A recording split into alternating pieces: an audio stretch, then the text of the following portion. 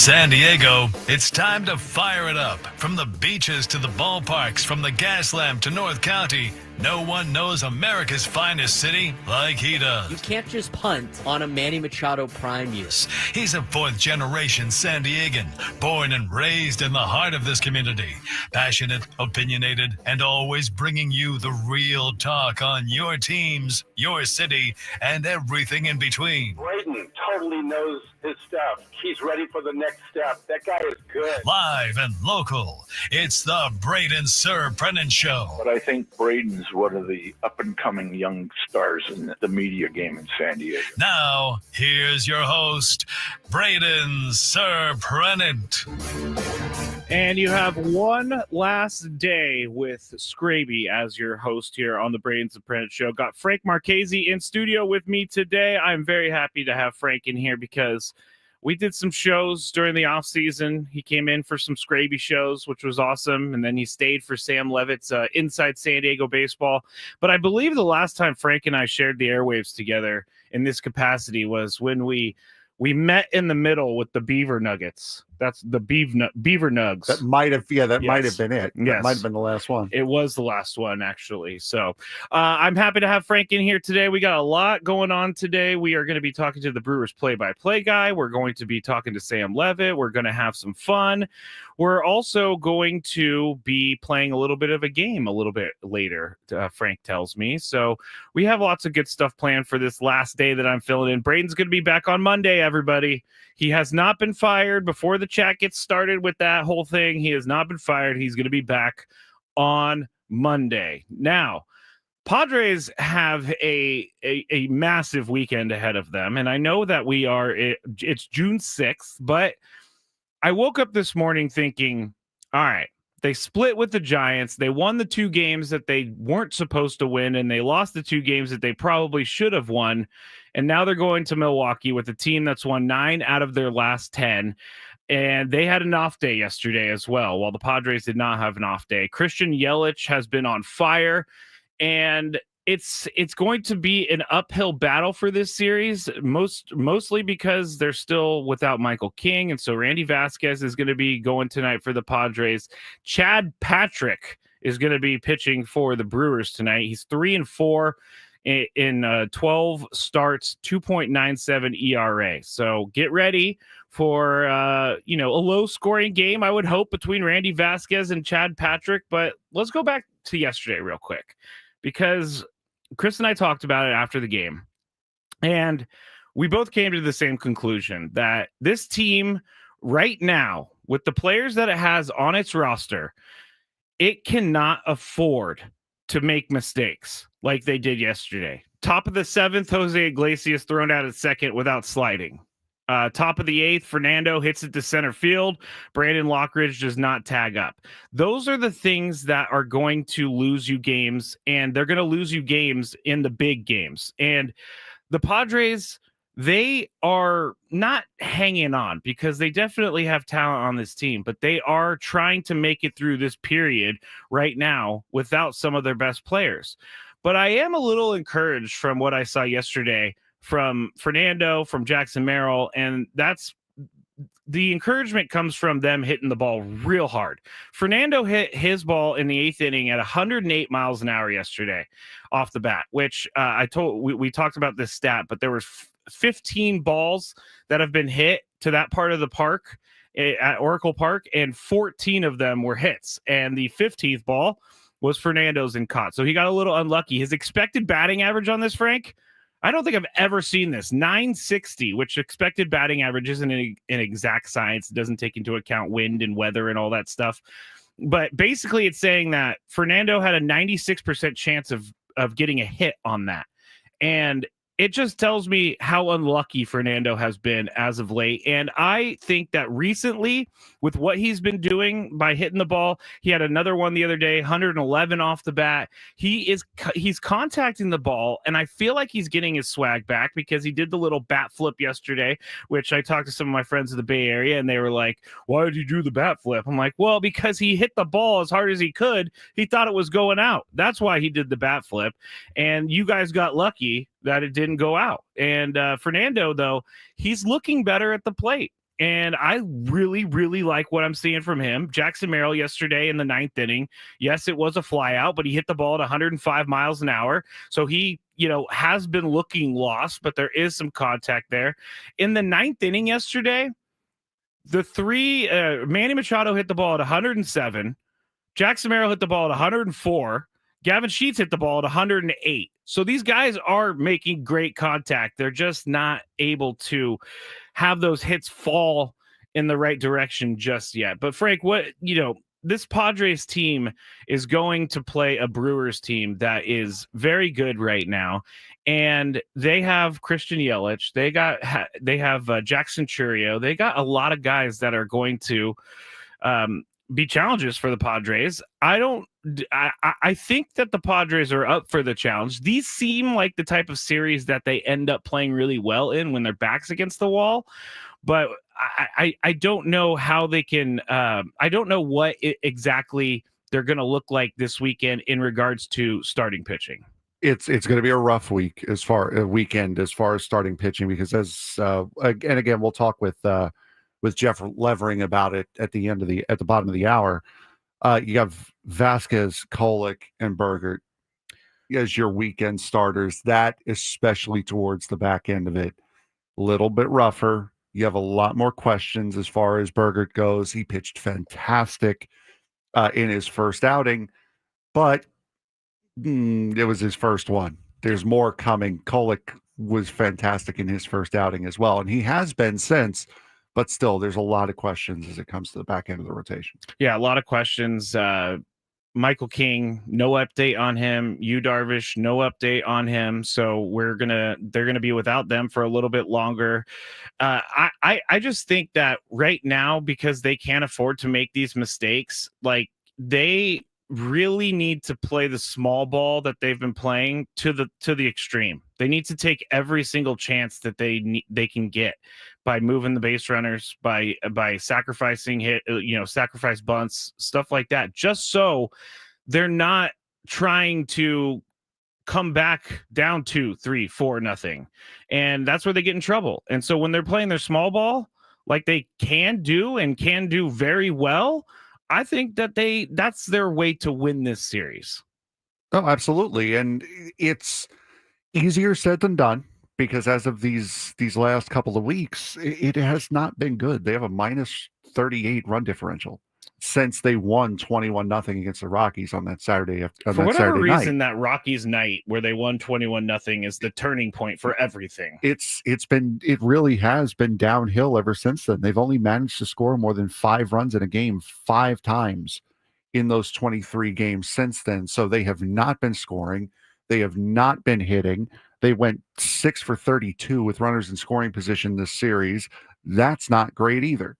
And that's a problem that they have had. They had that long 0-for streak not that long ago with runners in scoring position. So they really have to get back to that mantra of just move the line, keep the line moving.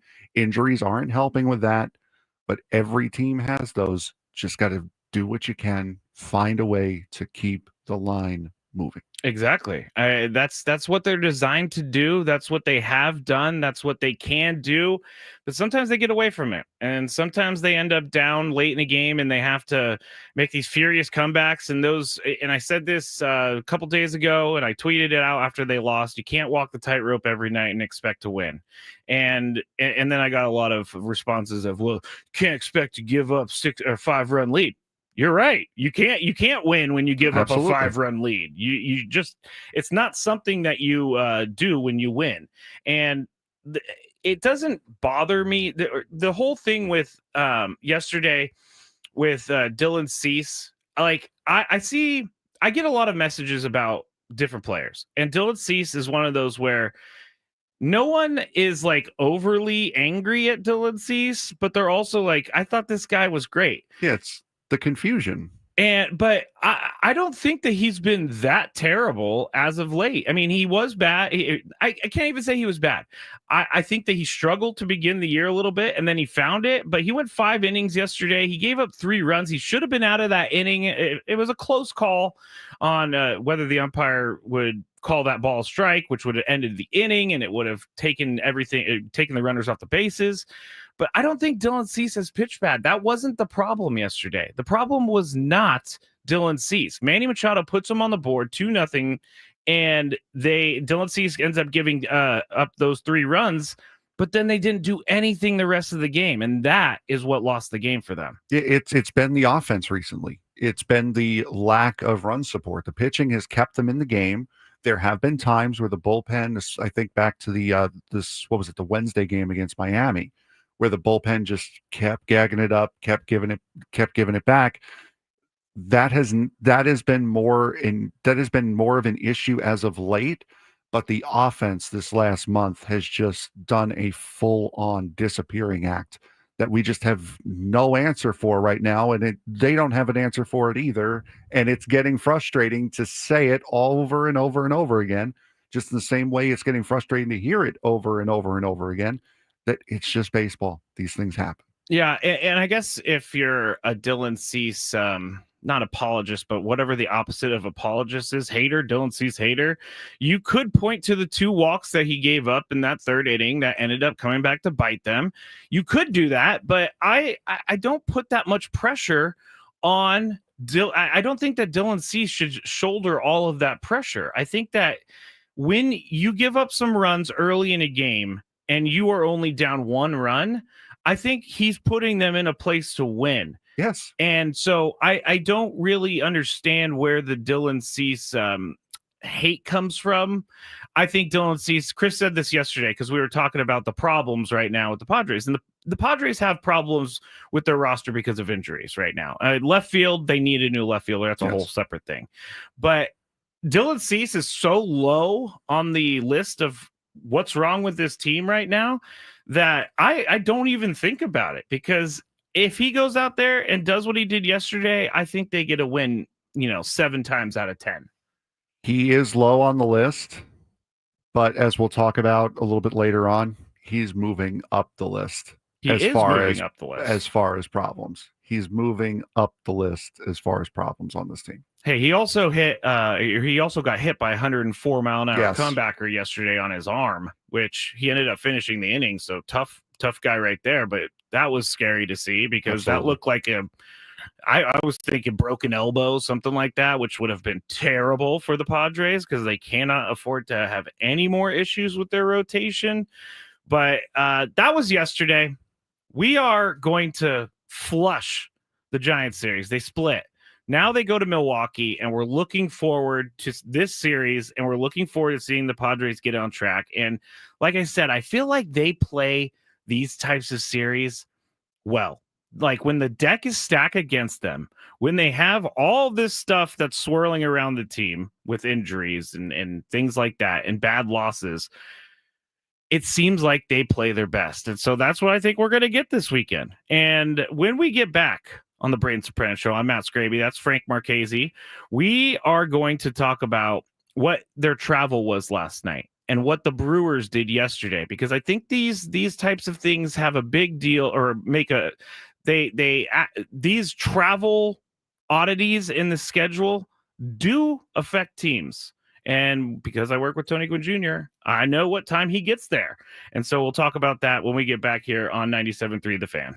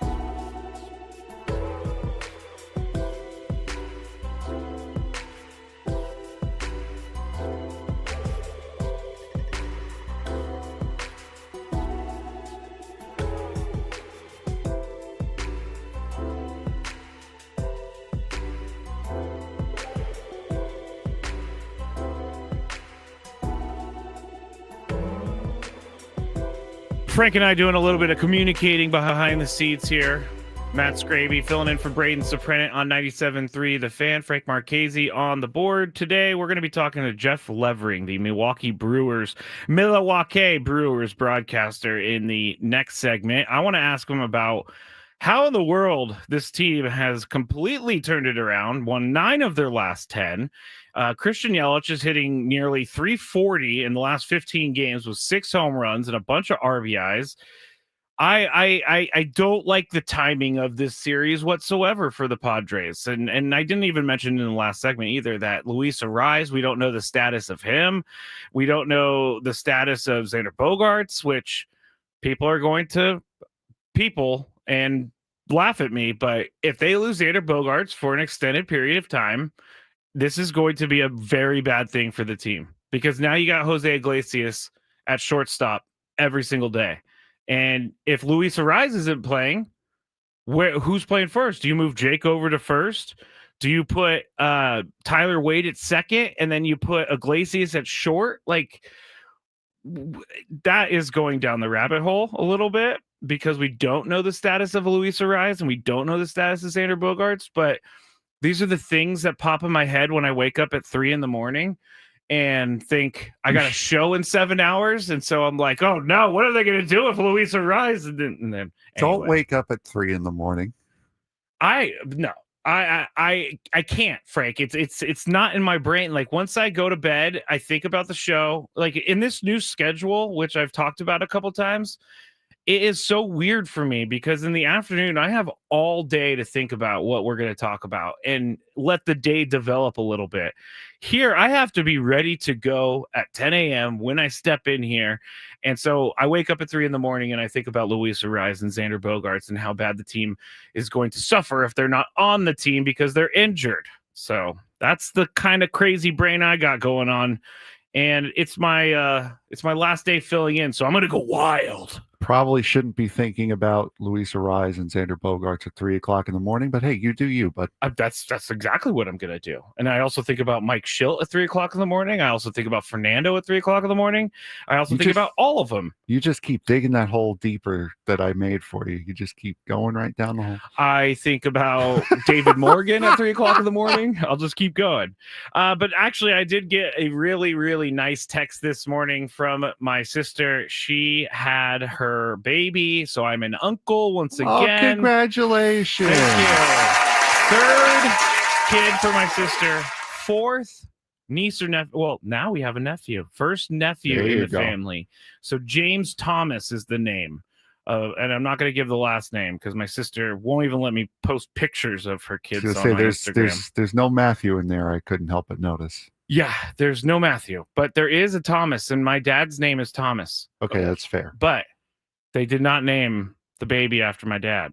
And so I made sure to let him know that in a text message this morning. I said, just remember, Dad, they did not name the baby after you. Okay. My brother-in-law is Irish. And so all of his family's in Ireland. And since they haven't had a boy yet, they decided to take his dad's, he was adopted. So his adoptive dad's name and his real dad's name. And that's James Thomas. And so that's why they did that. But I think it's hilarious. I get to hold that over my dad's head forever. It's going to be great. It's going to be great. Padres. Let's get back to them, though, because that's what I was actually waking up for at 3 a.m. Manny Machado yesterday hits his 350th home run. And Mike Schilt talked after the game yesterday about Manny Machado, and I didn't get to hear this yesterday, but Frank, Mike Schilt was talking and was asked about how locked in Manny Machado is right now.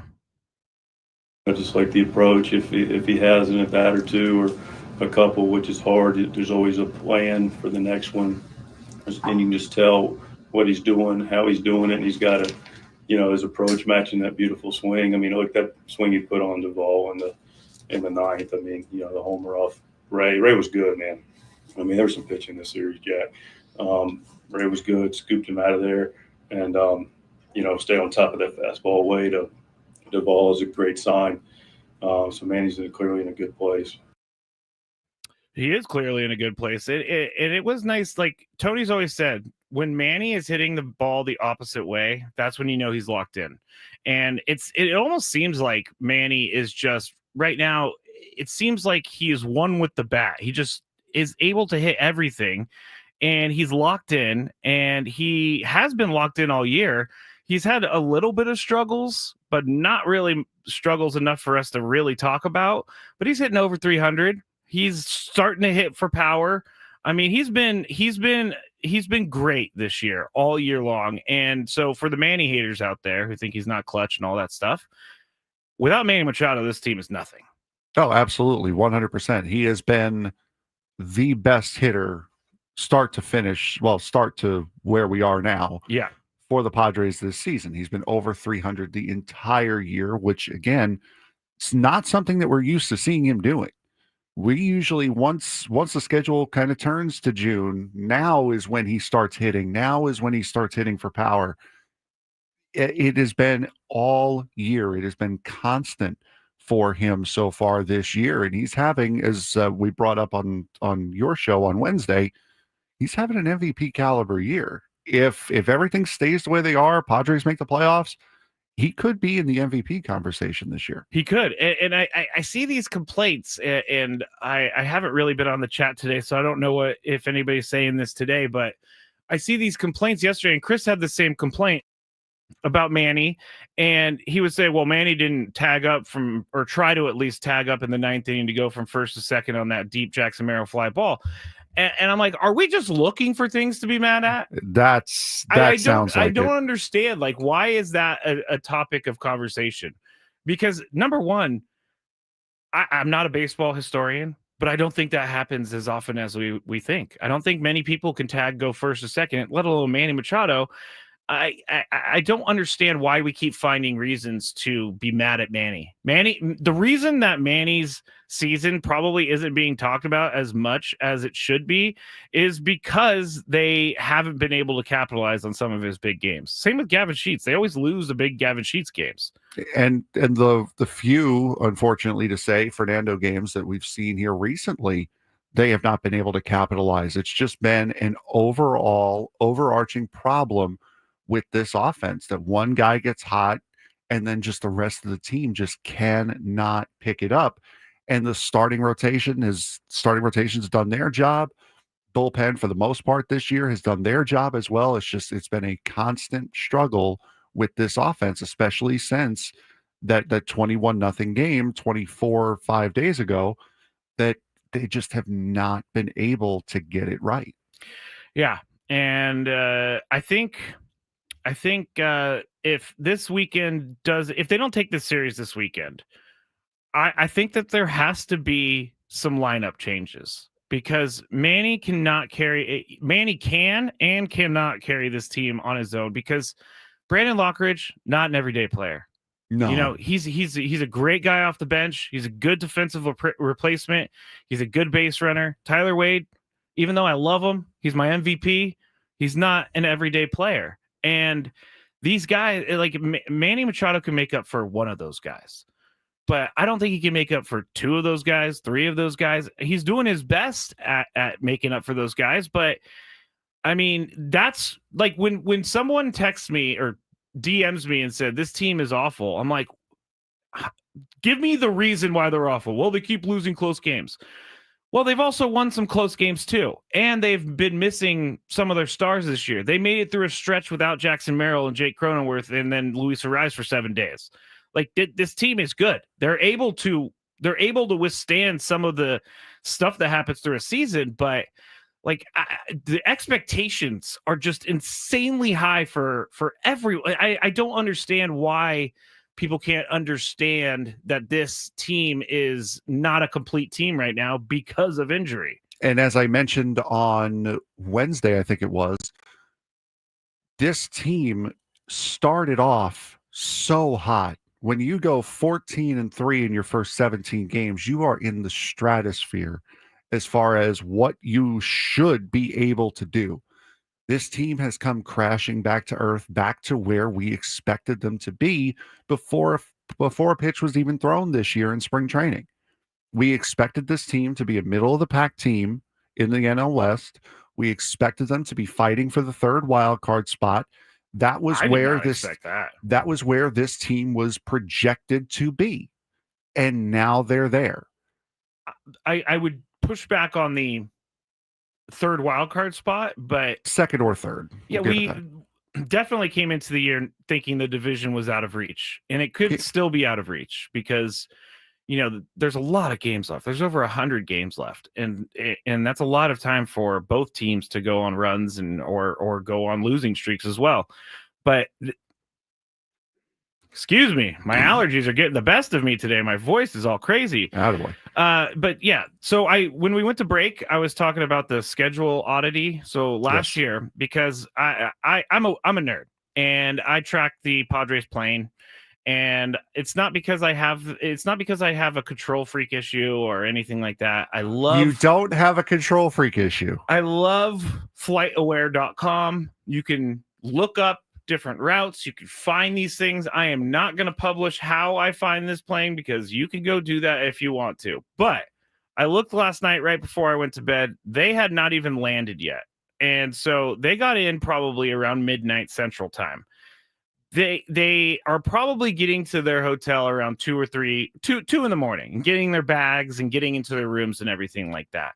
Well, the Brewers had an off day yesterday, and the Padres obviously did not have an off day. And so last year I went through the schedule, and there were 2 instances where the Padres had to play a later game and then go fly east without having an off day. First instance was April 14th. They played the Dodgers on Sunday Night Baseball. I think we all remember when Jurickson Profar, Mr. Irrelevant, cleared the bases with that double off the top of the fence. That was that game. But they had a start time of 4:10 p.m., 2 hours, 58 minutes, gets you on the plane around 9 p.m. Pacific. You fly to Milwaukee randomly. They're going to Milwaukee, or they're in Milwaukee today. You don't get there till like 3 or 4 a.m. Central, and that's not even to your hotel. Then you have to go and play a game. And last year they beat the Brewers 7-3 in this current situation, so that's a good thing. The second instance was May 20th. They played a doubleheader against the Braves in Atlanta. They won the first, lost the second, and the second one ends at like 8:40-ish p.m. Eastern. Plane 11, we'll say, fly to Cincinnati, get in around 3 in the morning. They play the Reds and they lose 2-0. And I remember that Joe Musgrove pitched a very nice game, but they looked in that game a little lethargic. And that was probably because they just got done playing a doubleheader in Atlanta. But why I'm bringing this up is because this schedule cannot, this part of a schedule cannot be ignored. And all teams go through this. All West Coast teams go through this. But these are things that they face that we're not actually bringing up. And I know that by talking to Tony, it's not easy. It's really not that easy to go from San Francisco to Milwaukee overnight, get up and just play a game. And that's what they're facing today. But last time they did this and they flew to Milwaukee, they won 7-3, Frank. There you go. I think that's all you need now. Lock it in. Lock it in. That's right. Skraby says lock it in. So it's his fault on Monday. If lock it in. I don't know what I'm locking in, but I'll lock something in. Lock in a win. Lock in a win. All right, Matt Skraby filling in for Braden Surprenant, Frank Marchese here as well. When we get back, we're going to talk to Jeff Levering, the I hope I can pronounce Milwaukee when he gets on the show. Milwaukee Brewers broadcaster. We'll ask him about what's going on with that team. We'll ask him what he thinks about the Padres a little bit, and we'll talk to him next on 97.3 The Fan.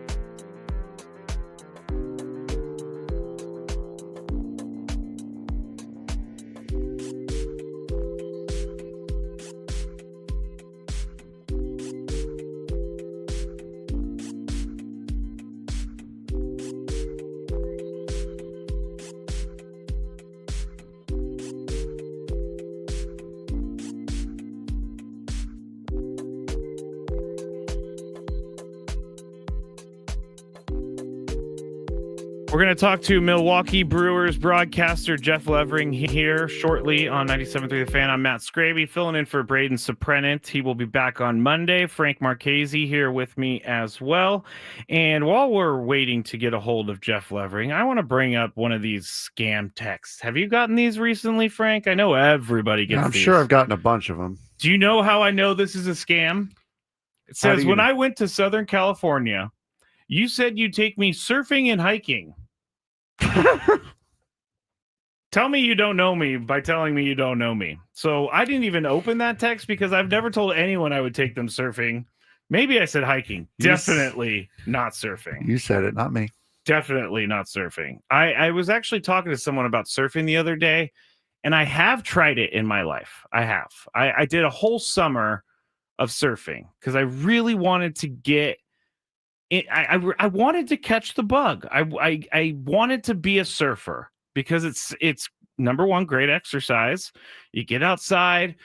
I'm just not I'm a water person. I am not an ocean person at all. Not an ocean person. And it was a summer of me falling and nearly drowning and seeing stingrays that scared me. So I don't think I've been in the ocean since. I can't remember the last time I was in the ocean. I do not remember the last time because I don't go out because that means I have to interact with people, which doesn't usually go well with me. But yeah, I cannot remember the last time I've been in the ocean. When was the last time you were at the beach? Last time I was at the beach was about a month or so ago, but I wasn't like at the beach. I was just kind of there. I didn't like go for a beach day. You didn't like step into the sand? No, I walked the pier in Imperial Beach. Okay. All right. Well, does that actually count? I was at the beach. Okay. Like I just wasn't at the beach. Have you ever before said, or have you ever tried surfing before or anything like that? No. Okay. I think you should try it. I think you should. I've already done it. I've told you that. I've already done it. Okay.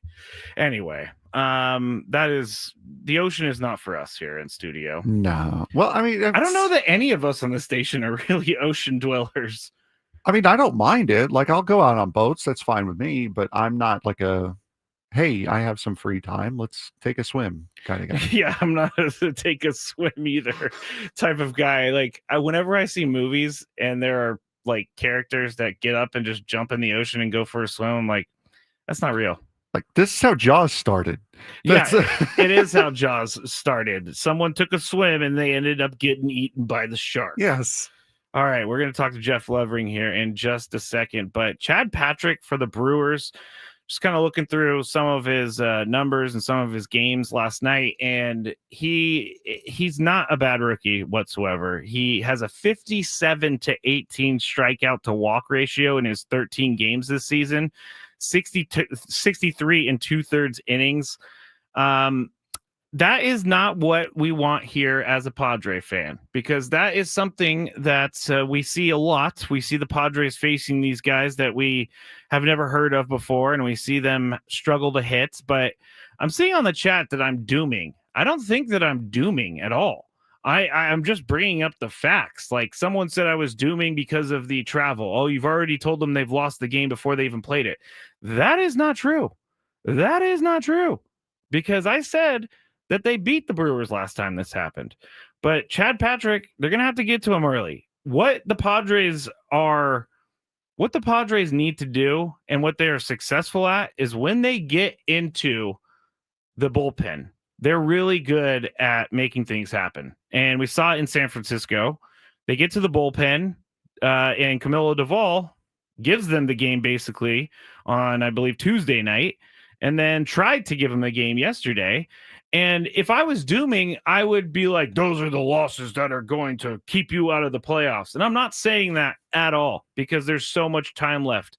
Though these are the losses that I'm happy that they're doing right now, because we don't want these losses later in the year.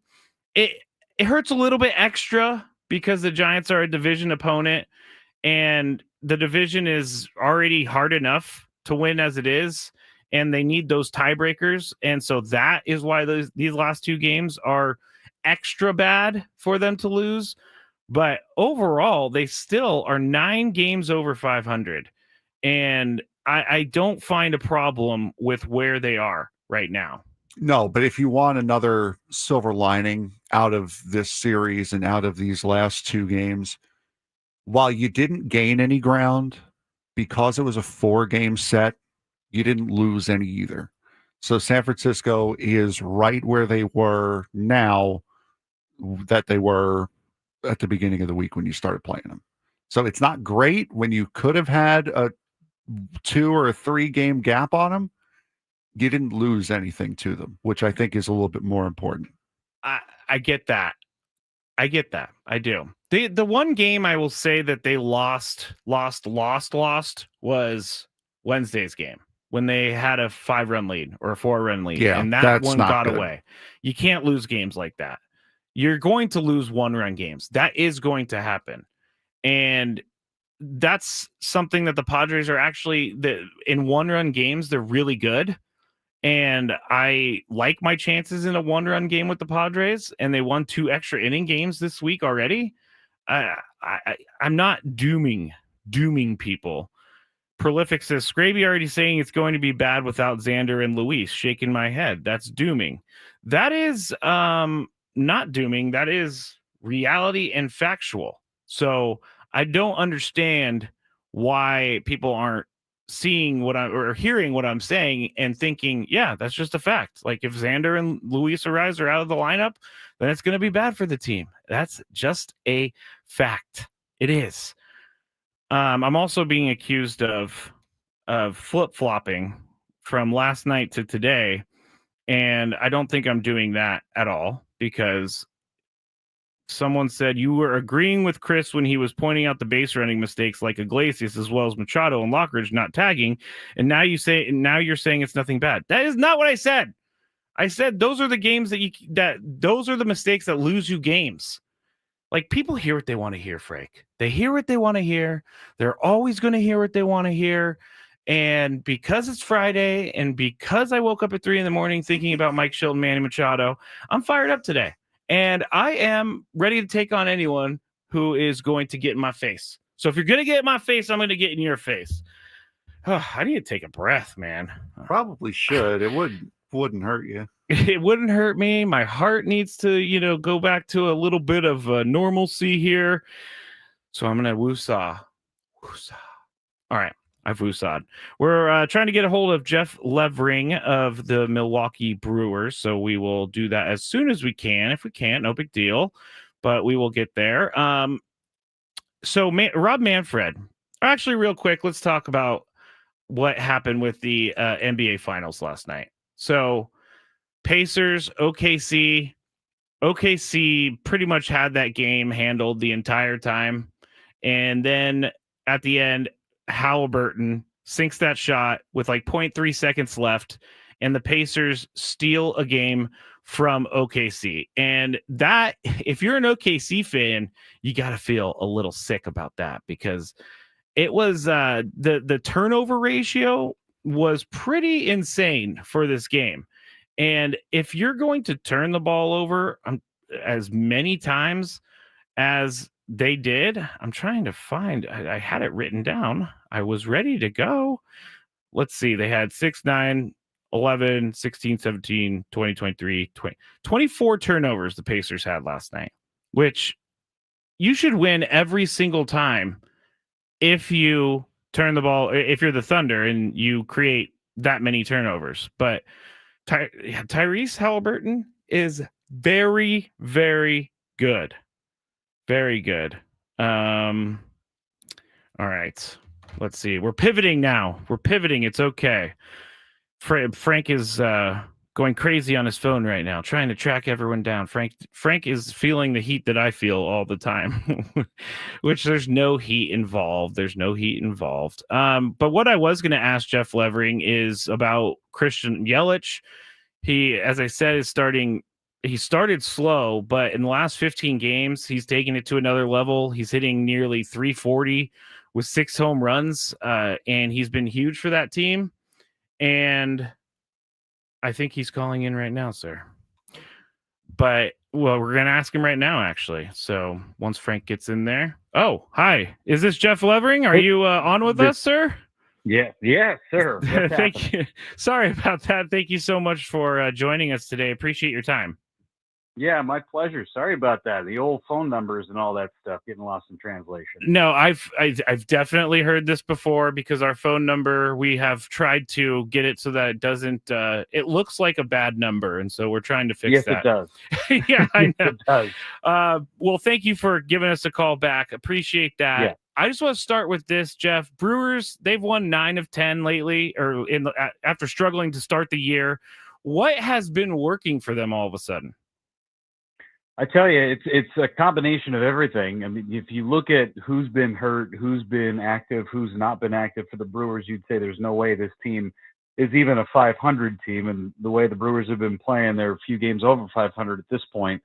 It just feels like the guys that they've run out there in the starting rotation have all hit, which is great. Chad Patrick, who's going in the game tonight, he's put himself in the Rookie of the Year candidacy within the first 2 months of the season.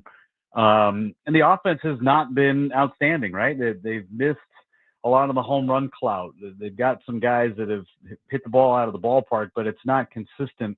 So they've found different ways to win ball games. A lot of base stealing. They're second in the big leagues in stolen bases. They put pressure on the defense, and that has kind of limited slumps in terms of their offense. But they've just found ways to win. They've been very aggressive, and they put pressure on the opposing defense and the opposing pitching stabs, and it has been really good here recently. 13 wins in their last 16 or 17 ball games, and it's all from different pitchers too. There's only one repeat winning pitcher in that time span, so it's pretty remarkable the run that they're putting on right now. Yeah, they are definitely being the Brewers that we thought they were going to be. We're talking to Jeff Levering, Milwaukee Brewers broadcaster on 97.3, The Fan, the Braden Surprenant show. You guys have Chad Patrick throwing tonight, and so far in his rookie year, he has been pretty good. What are your thoughts on him so far? Just a lot of command, and he's not afraid of anything. It's not wow you stuff. It's cutter, it's four-seam fastball, and it's sinker, and you're going to get that 98% of the time. He's been sprinkling in some changeups and some sliders recently, but it's a variation of the fastball every time he goes out, and it doesn't matter who the hitter is or whoever he's facing. Dude's fearless, and he's been really fun to watch this year grow up, and I think the Brewers have allowed him to go deeper in ball games here recently, because he's shown his ability to get himself into and out of jams if he needs to. There were times where he was going 4 1/3, 4 2/3 innings, or 3 2/3 innings. Definitely don't face a lineup a third time. Now, last time out, 6 innings. Now, he had a ton of run support against Philadelphia. The team scored 17 runs when he was out there on the mound. That helps. But they trust him. Yeah, it certainly helps when you get 17 runs behind you.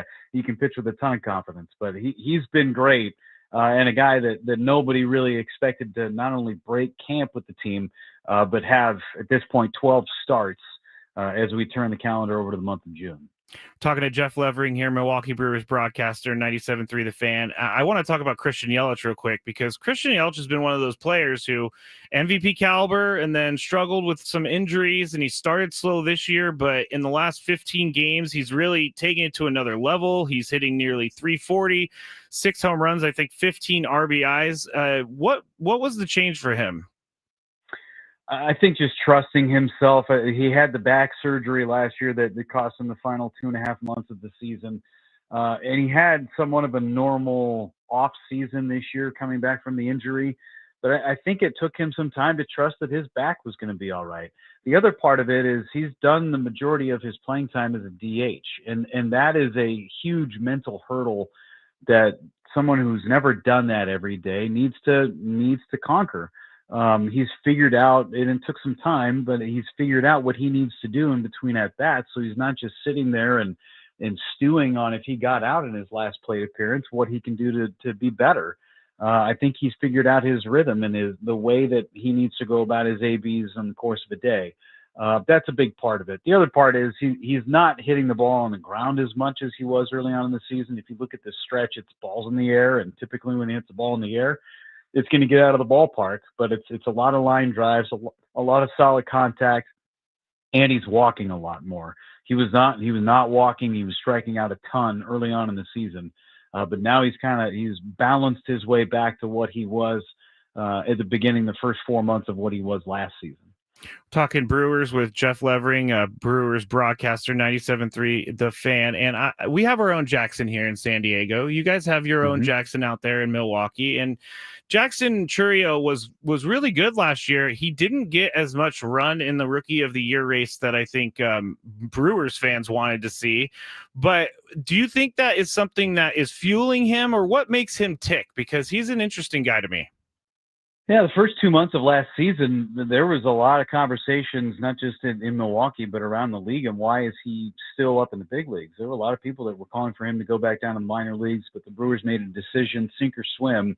This kid's going to stay in the major leagues, and it paid off. After June 1st, he was one of the best players, not just for rookies, but in Major League Baseball. And this year, he's had some ups and downs, and he's trying to figure himself out at times.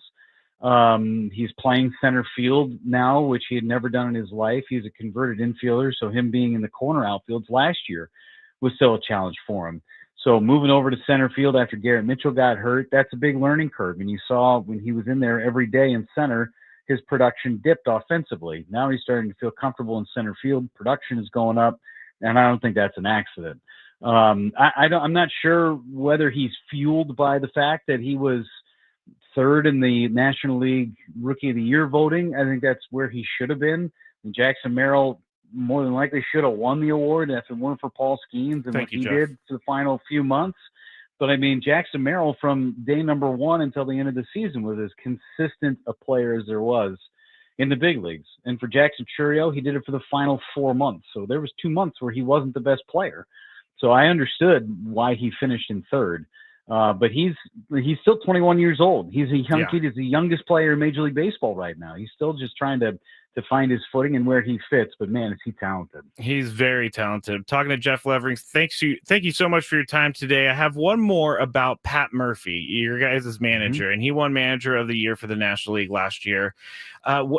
When Mike Schilt took over the Padres, we kind of saw a switch in the mentality of the team. What kind of mentality has Pat Murphy instilled in this team? Well, Murph was the bench coach before he became the manager, and that can be a tough transition. It's almost like you're the substitute teacher, and then all of a sudden you're the principal, and your voice has to change. But for Murph, he kept treating everybody the same, and that's the way it should be done, right? It should be you're the same person no matter what every single day. And he talks a lot about his failed opportunity as the interim manager in San Diego as a huge learning situation for him. He went into that situation as a AAA manager. He gets the big league call. There's a really tough roster to try and manage in terms of player personnel. And he walked in and he said, well, I'm going to do it my way. And that did not work out so well. And then you saw the ramifications of it and what transpired in San Diego after the 2015 season.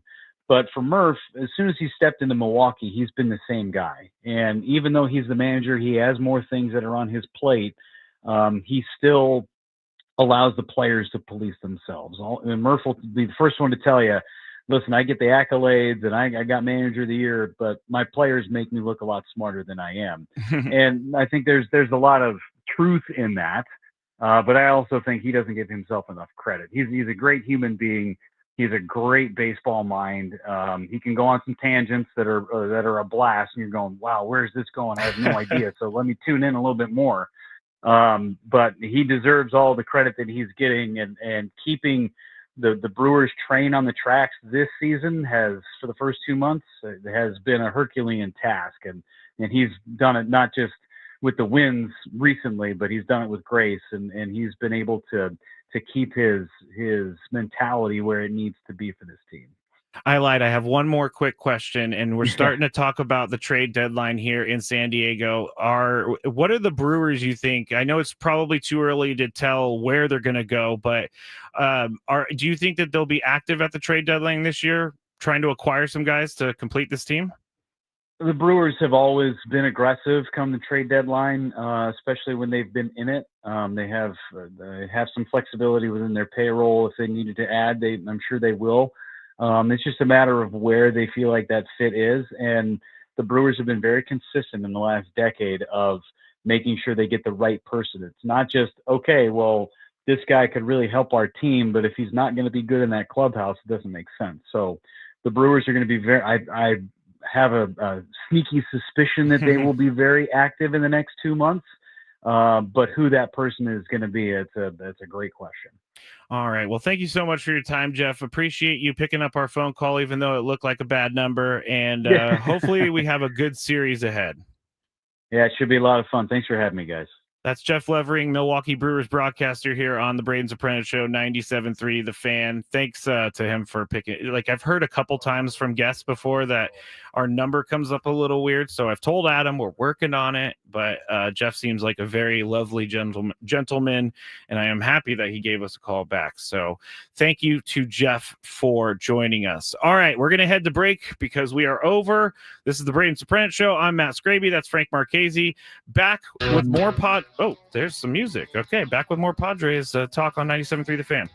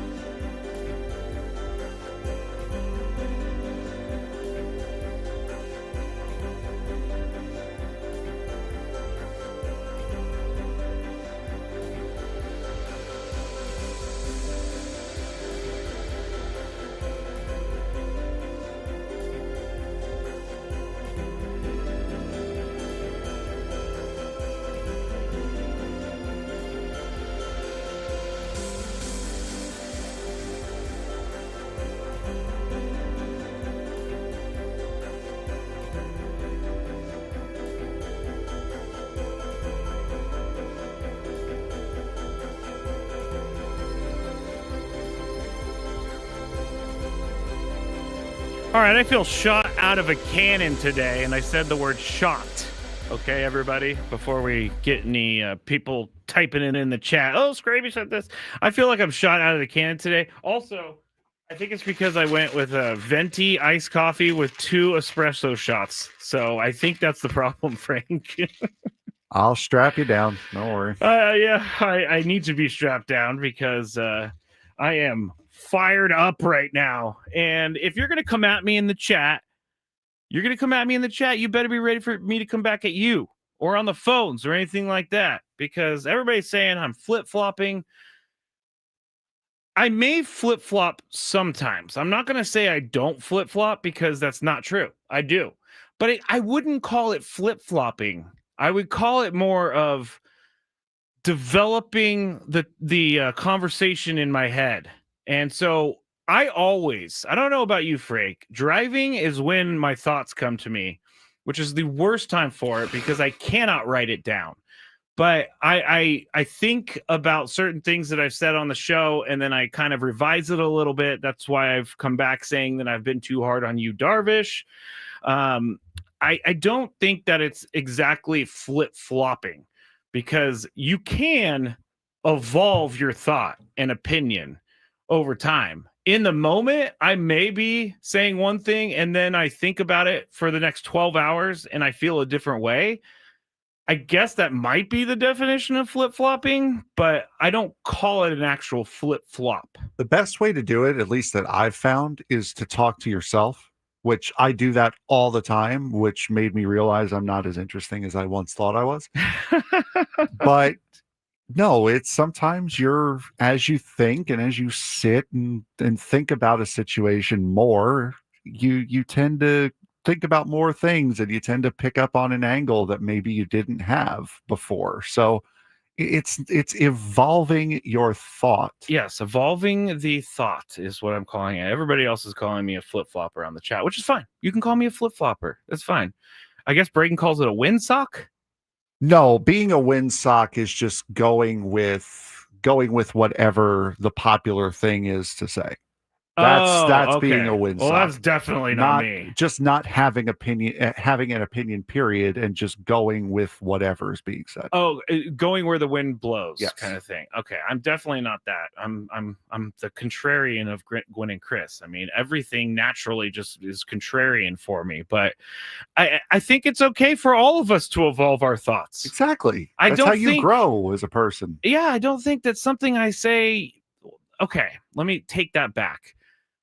When I say it, I believe it. I believe everything that I say. I'm not just saying things just to say things. And I do change my mind from time to time, which I keep saying these things. And in my head, I'm like, that is a flip-flopper, dude.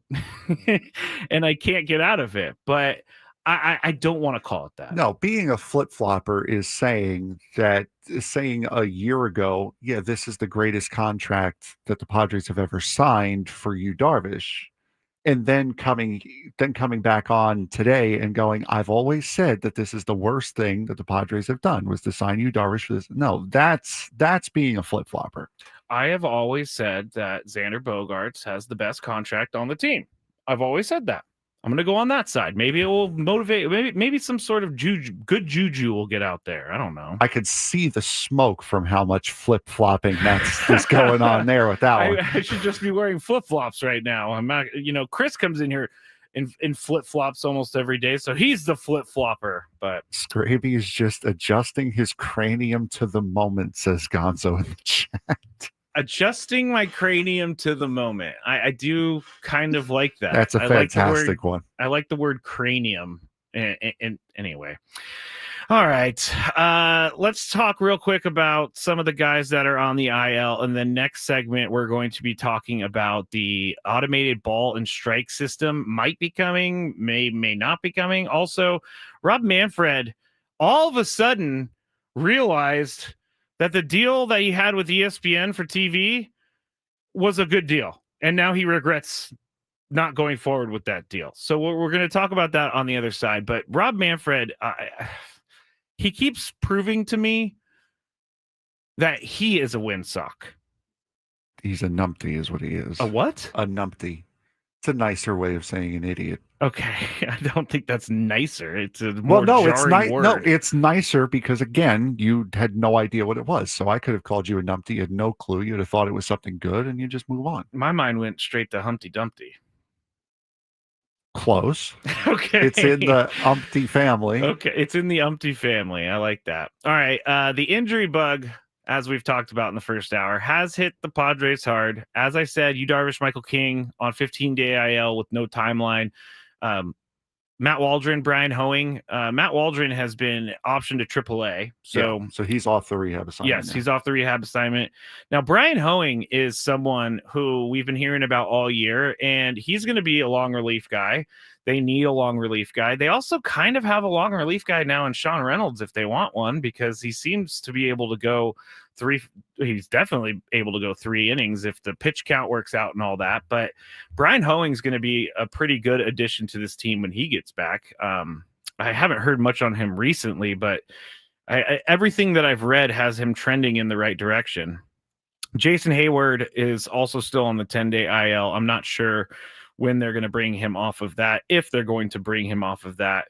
And then Xander Bogaerts has an issue with his shoulder blade, I believe, his scap, or is that, no, that's Michael King. Michael King's got the scap problem, but Xander feels like he maybe, I can't say re-aggravated last year's injury, but it feels similar to last year's injury for him. So we're not sure about Xander Bogaerts for tonight. Also, Luis Arraez left the game yesterday, and because he's on my fantasy baseball team, he'll be gone forever. I've been researching like crazy, trying to figure out what's going on with Luis Arraez. And a lot of what I read about Luis Arraez is that they were being cautionary by taking him out of the game. Yeah, and Mike Schultz said it during the post game, and I have a little bit of sound here. As we have a couple minutes, we can extend the segment a little bit. But you are the producer. Yeah, I do. I am. Okay. So you know what? We're going to play this sound then, since I'm the producer. So I'm this in is control. Mike Schilt with injury updates on Xander Bogaerts and Luis Arraez. He's got the proverbial day-to-day. Had a weird movement on the ball down the line, just kind of grabbed in the back of his knee. Again, not overly concerned, but clearly there is concern to some level, and wants to evaluate how he feels moving forward. But we're hopeful just in more of a day-to-day situation, but we'll know more in 24 hours. The ball when he was running down the line on the grounder? No, it was the ball that went to his left. He made a nice play on in the 4th. That's right. And after that, I kind of looked and saw something and came in. And then when he went to hit, just couldn't get down the line as well as they liked. What's Sanders' status? Similar to Louis, different ailments, actually, clearly. But wasn't really available today. Super, crazy emergency, maybe get him out there. But we're really intentful to get him a full day. And we're hopeful for tomorrow, but it'll be an evaluation. Sounds like you're relative, maybe optimistic is the wrong word, but day-to-day for both Bogaerts and Arraez. Yeah. With both of them dealing with something, could there be a need for a move of some kind, or do you have too early to say? I think it's probably too early to say. I think we're optimistic on both, but not out of the woods on either. I think we got our arms around Bogey and what that looks like. I think it's more of a rest situation day to day. Could flare up and be something more serious or stay with him longer. Louis, we're still in the exploratory stage, so I don't want to be too optimistic. But I'm an optimist by nature. I like that about Mike Schilt, that he's an optimist by nature. Just puts out good vibes. But that update right there about Luis Arraez is not as good as I would have, as good as I read on the internet out there, on the fantasy baseball websites, saying that, it was just precautionary. Well, it was, and he more or less said that it was precautionary, but how when it's like a leg injury, you pull something, you twist something the wrong way, it's one of those things where you kind of just take it minute by minute, see what happens. Luis Arraez is an interesting one this year, and we talked about it on the roundtable, and we talked about it last night on Gwynn and Chris. But when we get back, we'll talk a little bit about Luis Arraez and what he has done for the team this year, and where he stands in this lineup, and whether or not they need to move him around, because We'll get into all that on the other side. I'm Matt Skraby. That's Frank Marchese. I'm filling in for Braden Surprenant on the Braden Surprenant Show. He will be back on Monday from his trip, so he is going to probably have a lot of great things to talk to Frank and all of you about. But when we get back, a little bit of Luis Ariz talk and then some Rob Manfred talk on 97.3 The Fan.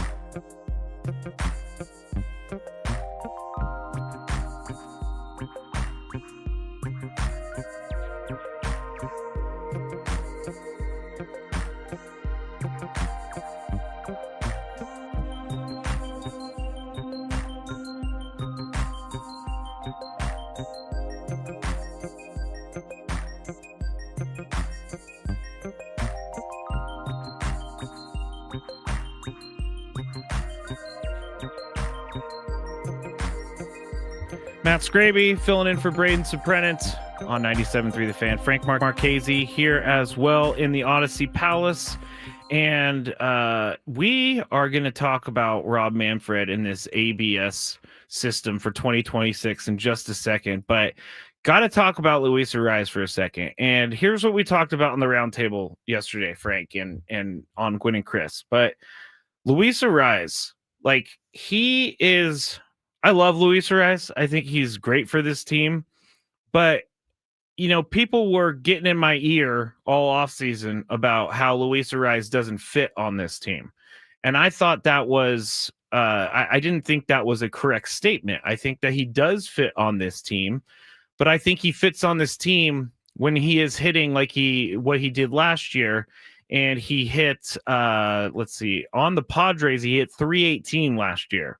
When he's hitting 320, Luis Arraez does fit on this team, but he's hitting 282 this year, and that's not good enough for your second hitter, for your first baseman, and I believe that he's going to get to where he usually is, and so that means that he'll have a hot streak at some point, but right now, I don't know that he is...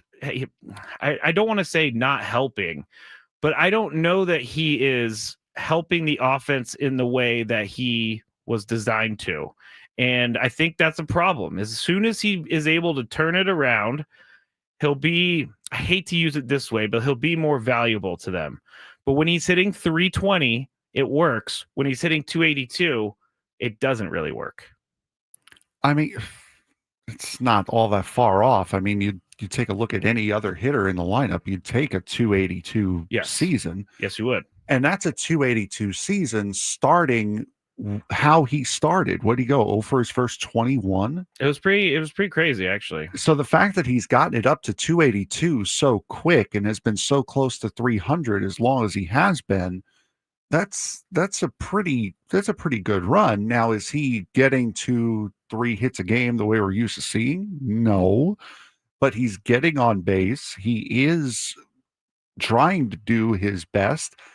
It also feels kind of hard to say that a guy that's in the lineup right now, with the way the lineup is performed, isn't fitting. Because right now, no one's fitting in this lineup. No, that's except for Manny. Yeah, except for Manny and maybe even Gavin Jackson. Sheets. Even Jackson's fallen off, and Sheets. It's been one hot week, really. That is not true. No. He's had a really hot week where he's done a lot. He's helped here and there. He has had his moments before that. What's his average right now? Sheets? Yes. 263. Better than you thought, average player. It's one for 4 every day. We didn't ever think that Gavin Sheets was going to be hitting 300. I was going to be happy with 250. Right, yeah, 1 for 4. Yeah, and he probably is going to end up lower than 250, I would think. Gavin Sheets right now in the last 15 games hitting 212, 5 home runs, and 15 RBIs. Last 7 games hitting 158, no home runs, 4 RBIs. I just saw it in the chat. Hold on. Wait a second. Because Gavin Sheets, like, we didn't think that he was going to be this on-base machine. No. He was supposed to be the power of the lineup. Jay McGee in the chat, Arraez has 0 power. You didn't get Arraez for power. No. He's a gap hitter. That's what you got him for. He's the guy you can put the ball on the grass. That is what you got him for. You didn't get him to hit 40 home runs. No, you definitely did. It's the same with the catcher position. Whenever someone says the catcher position needs to go, this was the deal with the catcher position coming into the year. They knew that these guys weren't going to be great hitters. They were going to handle the pitching staff well. But Luis Arraez, not a power hitter, and that is a problem if he is not hitting in the gaps. Even when he does, which is strange to me because Petco Park is a park that's built for gap hitting. Yeah, it's not a power park. It's not a power park. And Luis Arraez, though, when he does, this is why I think they need to move him down a little bit in the lineup, because I've seen it a couple times now, and ever since Chris pointed it out, and I'll use what Chris said, he clogs the bases, quote unquote. And I've seen it a few times now where he goes up, Manny Machado gets a hit, and it hits double, and Luis Arraez stops at third because he's not fast enough to get around a home on that double. So we've talked about the lineup moving around a little bit, and if Luis Arraez is not 2, I definitely don't want him 1. But if Braden said this on the roundtable weeks ago, move him to 4, and then you have a guy who's a contact hitter who can drive in the first 3 if they get on base, or Four's the next a power inning, spot though. the next inning, you can have Luis Arraez lead off. So then you're getting him at the top of the order for the next inning. You say 4 is a power spot. Jackson Merrill is not a power hitter. He just got to 4 though. But he's been at 4 for a little bit though. They're using him as the power hitter. He's got a lot more pop than he does. Than Arraez. He does. He has the ability to hit 20, 30 home runs a year. Merrill does not. Arraez does not. I agree with that. But right now you got Jackson Merrill who's struggling in the 4th spot. I'm not someone who wants to move Fernando ever out of the leadoff spot. I know other people do want to move him out of the leadoff spot. I think that he's good in the leadoff spot. I think he'll figure it out. As we talked about when we opened the show, I have good feelings for Fernando with the way that he is hitting the ball right now. He's hitting the ball hard. He should have had a home run yesterday. It was very unlucky that he didn't. Again, 14 of 15 balls hit to that area in the park were hits, and his was the only out. And that's just unlucky. I like where he's at in the lineup, but I think you have to think about moving around Jackson. Maybe dip Jackson back down to 6. Maybe get him going a little bit. Put Arraez at 4. I don't know. I think that this weekend, I think will possibly force the hand of Mike Schilt if they don't have a good weekend. That's really the problem with this team as far as wanting to move the lineup around. Where do you move some of these guys to? You're going to be comfortable with Cronenworth hitting second, Bogarts hitting second. So if you move Arraez down, who hits second? Then who hits 4th or who hits 5th, depending upon who you decide to move up? That's really kind of a big problem right now. Is I understand you want to have guys, you want to spread your hits throughout the lineup. You don't want it to just be a top-heavy lineup because then the bottom is just an out waiting to happen. It's a 1-2-3 inning waiting to happen. The way this team is constructed and the way this lineup is constructed, where they are hitting is really the only place they can hit that makes sense. Yeah. So how do you change a lineup that doesn't work if you change it? You change it because it's not working. But if it doesn't work more, then you have to figure out something else. I mean, at some point, you're going to have to try something new. And I'm not a big, like, it needs to be the same lineup every day guy, because I don't really necessarily know that it matters to these guys. But it does matter when Manny Machado hits a double and Luis Arraez is stopping at third instead of scoring because there's not a faster guy in front of Manny Machado. Like that, those are runs that they need. Those are runs that teams will get because they have a guy who's able to get around the bases fast enough. No, and I agree, and I do see that point. And Death by Palm Tree in the chat, I love that name. By the way. I know the lineup doesn't work right now. I'm saying the lineup doesn't work right now, but with it not working right now, if you change it, you've got a bunch of guys. Again, would you be comfortable with Xander Bogaerts hitting second right now? Would you be comfortable with Jake Cronenworth hitting second right now? I might take a chance on Jake. I might. Okay. I might. So we can see that. But would you want to see Sheets batting 4th and Merrill 5th? I don't know that Sheets. I think that Gavin Sheets has already hit higher in the lineup, and it hasn't gone well for him. I think Gavin Sheets is in the place where he needs to be, but I don't. You know what? Gavin Sheets has enough power. If you put him as a cleanup hitter, he'd be an okay 4 hitter. But right there's now. a reason they're not doing that for some reason. Yeah, there's a it reason doesn't work for some reason. Well, okay, the definition of insanity is trying the same thing over and over again, expecting a different result. Then put him 4th. Maybe we'll see. Put Merrill fifth. Put Cronenworth second. We might have the Walking Dead of Padres in the lineup tonight if they don't get some of these guys back from injury. That's a doomer comment if I've ever heard one. Yeah. I believe in this team. There. I really think that they're going to win this series because this is when they play their best baseball, when everybody gives up on them and everybody believes that they're not going to win, and then they end up sweeping a series, taking the series. I mean, the Brewers are good. The Brewers are very good. And I think that these guys don't want to go in to Milwaukee and get swept. And they're probably feeling like their backs are up against the wall a little bit. I know if Tony was here, he would disagree with me, but you can't have a losing week this week because you're going into another crazy stretch of 7 against the Dodgers, 3 against the Diamondbacks. Then you got the Royals in there as well. They have to feel there's a little, in my mind, there's a little bit of a sense of urgency for them. A little bit. And when I say little, I don't think it's a sense of urgency to win games necessarily. I think it's a sense of urgency to at least get the ship righted, or at least get start it moving to in the get right it direction. righted before the Dodgers come into town. I think that would be the sense of urgency. I can agree with that. We are giving away Dodgers ticket. We are not giving Dodgers away tickets. tickets. I'm sorry. That was blasphemous of me to say. We're giving away Padres tickets to when they play the Dodgers next week. On Tuesday. So we'll get to that in a little bit. When is that, Frank? It's at 12:45, I believe. That's whenever you want it to be, but 12:45 it is. Well, 12:45 is our game. Oh, it's our game. Okay.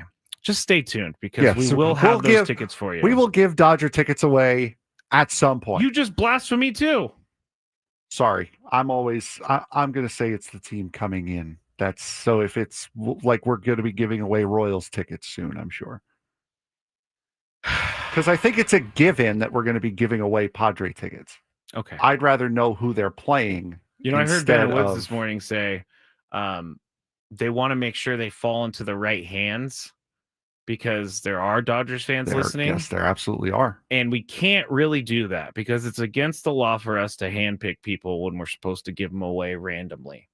So I'm just hoping that we get a bunch of Padres fans calling in. All right, let's go to break. On the other side, we will get to this automated ball and strike system thing with Rob Manfred. We'll also get into Rob Manfred and the ESPN deal. Sammy Lev will join us at noon, and we'll go from there. This is Matt Skraby filling in for Braden Surprenant on 97.3 The Fan.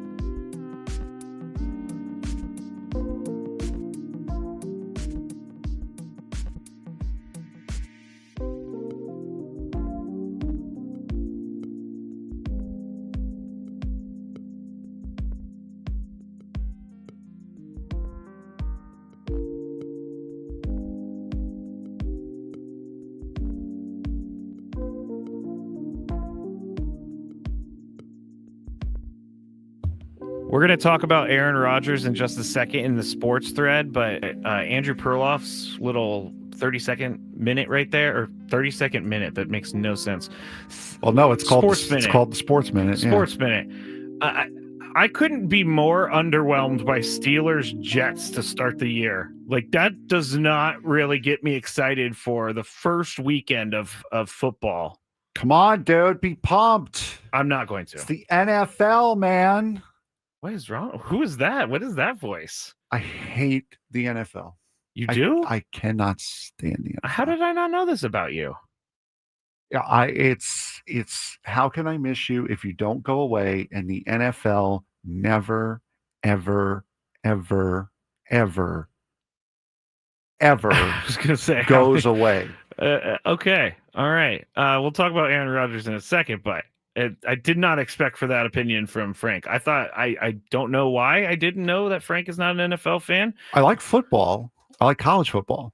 I can't stand the NFL. Well, you just endeared yourself to a bunch of people out there, because a lot of Thank people are not NFL fans here in town. I just saw on Awful Announcing, Ben Higgins was talking about the Yes. story of the Chargers coming to the University of San Diego to practice, and that's just dumb.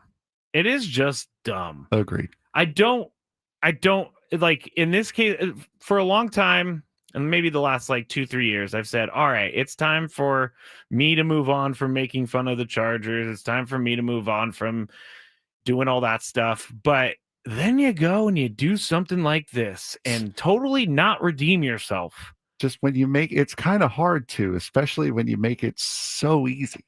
So easy. So easy. Like, this is dumb. I don't understand this. And there are going to be people that are going to go out to this. And I'm not saying that you're dumb if you want to go to this. I'm saying that the Chargers thinking this is a good idea for like I was reading, I saw this story on it's like Bolts Beat or something, that fan blog that they put up, and at the end it said this is the olive branch that the organization needed to extend to San Diego to start winning fans back. You're going to drive fans further away by bringing the team here. You're going to drive them further and further away. We can talk about that a little bit later, but that's crazy to me. We don't want you. You left us. That's how I feel about that right now. It's kind of crazy. We're extending the olive branch. Yeah, we broke up with you, but we're like, welcome back. How long have they been gone? 7-8 years now? Right around there, yeah. They have done nothing in that time to show that they care about San Diego whatsoever. So why now? Are they realizing that they're not getting the fans that they want in LA? The best thing that the Chargers have done since leaving San Diego is draft Justin Herbert for the mane of hair that he had, and then immediately had him cut it off. They had him cut it off? Well, it's gone ever since he got there. So I'm going to say, yeah. Have you ever worn a football helmet? Your hair gets caught in it all the time. I have worn a football helmet. And did your hair get caught in it? I don't remember. It was a while ago. My hair got caught in it. That's why I shaved my head when I was in high school playing football. I wasn't good at football or anything. Anyway, real quick, this Rob Manfred ABS challenge system thing. He said yesterday or Wednesday, I'm sorry, he plans to introduce a proposal to Major League Baseball's competition committee that would bring the automated ball strike system to Major League Baseball in 2026. Apparently, ABS appears likely to be arriving in the big leagues next year. A couple weeks ago, it was reported possibly that ABS was not going to be headed to the big leagues in 2026, but it is. And the league office has enough votes on the 11-person committee to push it through if it wants. And Manfred said, I do think that we're going to pursue the possibility of changing that process, and we'll see what comes out at the end of that. He says, I do have that unscientific system that I use, my email traffic, and my distinct impression that using ABS in spring training has made people more prone to complain about balls and strike calls via email to me, referencing the need for ABS. That is undoubtedly true. I'm fine with ABS. I have no qualms about it because of the way it's set up, where you get 2 challenges and you can't just challenge on every single pitch. But I don't like people complaining into ABS. ABS should be put in place to make sure that the calls are being right, not because people are angry that they didn't get the call going their way. It should be to help the game instead of help a team. You know what I'm saying, Frank?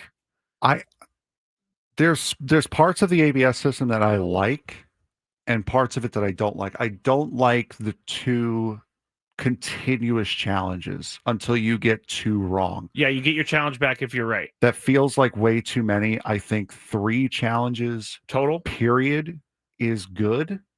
I think that, because then you really have to pick and choose your spots, which I find it fascinating. Yeah, like strategy behind that. Like that fifth inning borderline call that Cease didn't get. That would have been a challenge. That would have been one of them. I don't like that you keep getting them back when you miss one. Well, Rob Manfred also said that they could adjust the way that they do it throughout the year. So maybe they feel like 2 is too much, or maybe they give 3 and that's it. You don't get any if you get it right. But I don't mind it coming. I just don't want it to cause more controversy. Oh, well, you had to go to ABS for that. So anyway. All right. You ready, Frank? I am ready. Okay. Let's do this. You know that group chat? The one that's always blowing up with the biggest sports takes, debates, and breaking news? You got barbecue back there, and you didn't invite me? Yeah, we've got that too. Welcome to the Sports Thread, where we break down the top 5 stories in sports, just like you would with your crew. Oh, no! Disaster! What a bad idea! No filters, no silence, just real talk. I'm assuming that's the first time you've heard that open? No. Oh, okay. It's not. I always laugh at that one part where he says, disaster! Yeah, no, that is fantastic. But you know what else is fantastic? What? Number 1. Commissioner Adam Silver said on Thursday night the NBA will discuss expansion at next month's Board of Governors meeting in Las Vegas, and that he believes the league owners will recommend the topic to be formally explored.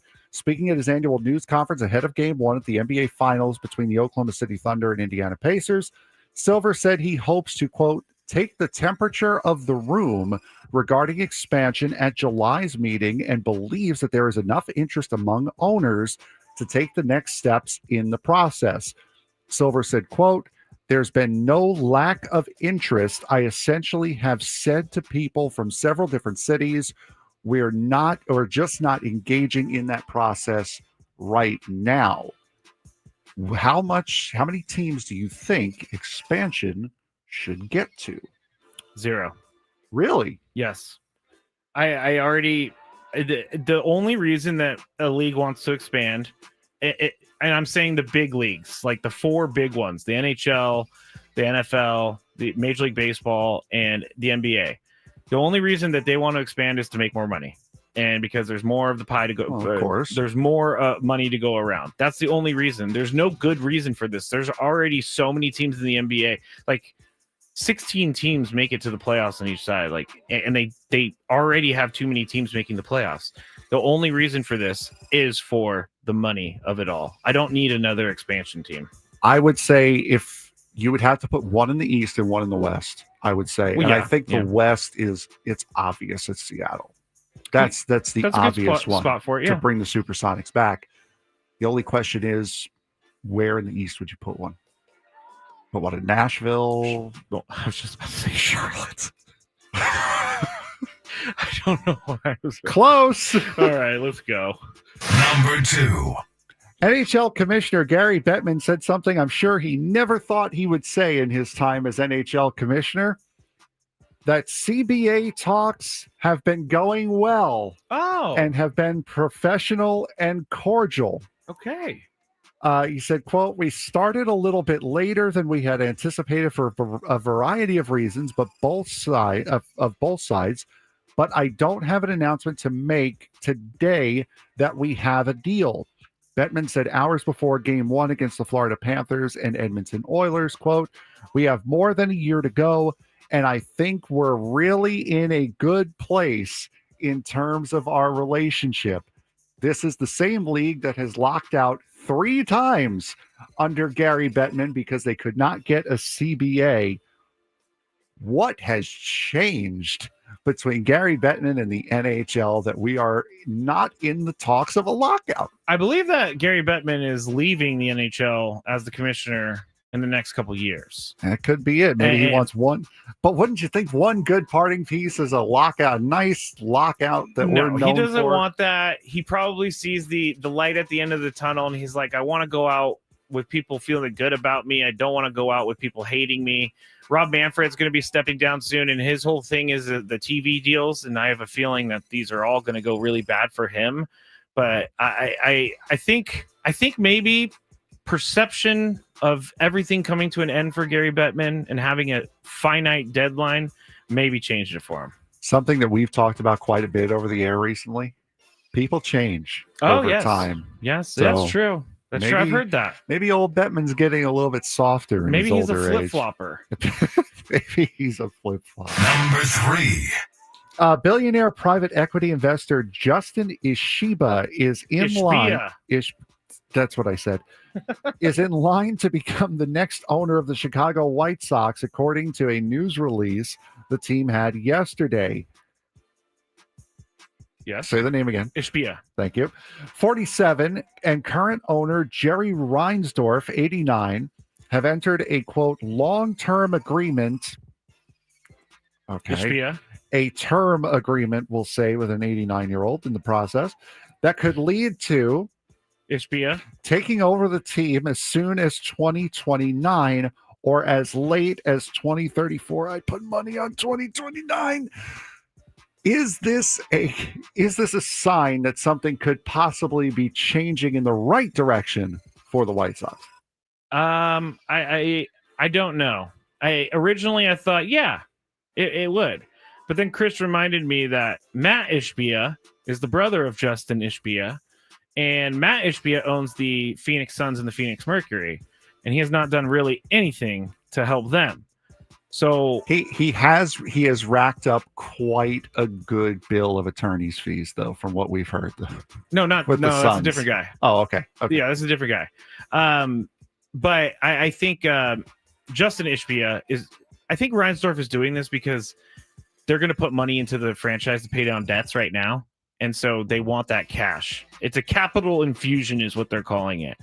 And so this was the only way, I think, for the Ishbia family to feel good about putting money into the White Sox, knowing that they have the opportunity to own the team when it's done, when Reinsdorf is passed.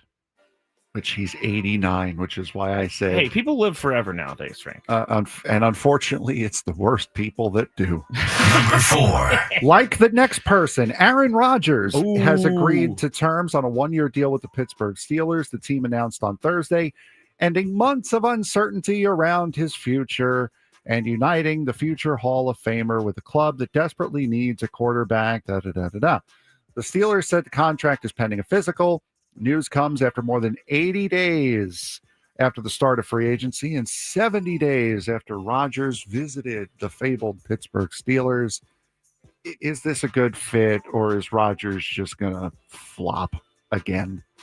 Flip-flop? No, just flop on his face again. I don't know that he actually flopped last year. I think there's a lot of problems with the Jets, mainly that's their owner. A given. I said they're not going to make the playoffs. This is not going to help them. I don't understand this move. I get it. They don't have a quarterback, and he's probably the best option for them at the moment. The Steelers are in a really bad spot in the quarterback position. I think that he's going to butt heads with Mike Tomlin. It just doesn't seem like something that's going to work to me. Yeah, no, I don't see it working either. And hold on, I have to. I didn't realize because CBS Sports, even though we are somewhat of a CBS affiliate, CBS Sports really does not like when you have an ad blocker on. Oh. And even when you turn the ad blocker off, it still doesn't like that you have the ad blocker on. But the college football playoffs have been announced. Oh, my goodness. Yes. Dates and times have been announced for the college football playoffs.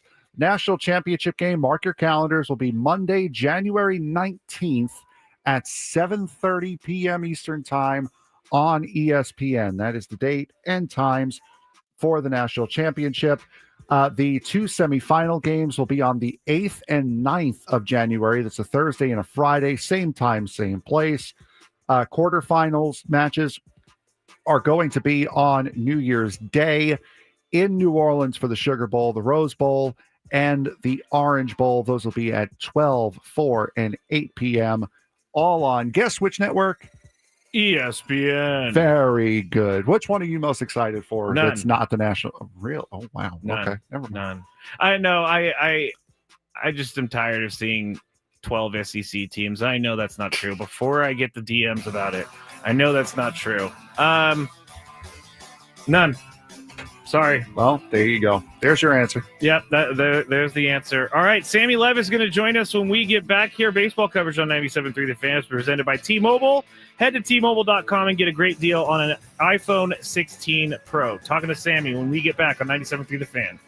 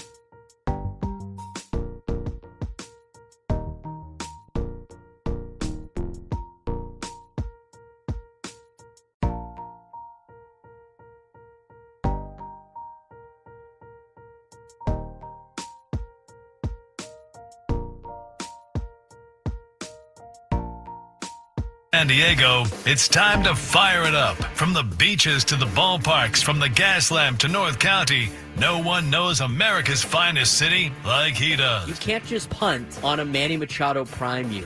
He's a fourth-generation San Diegan, born and raised in the heart of this community.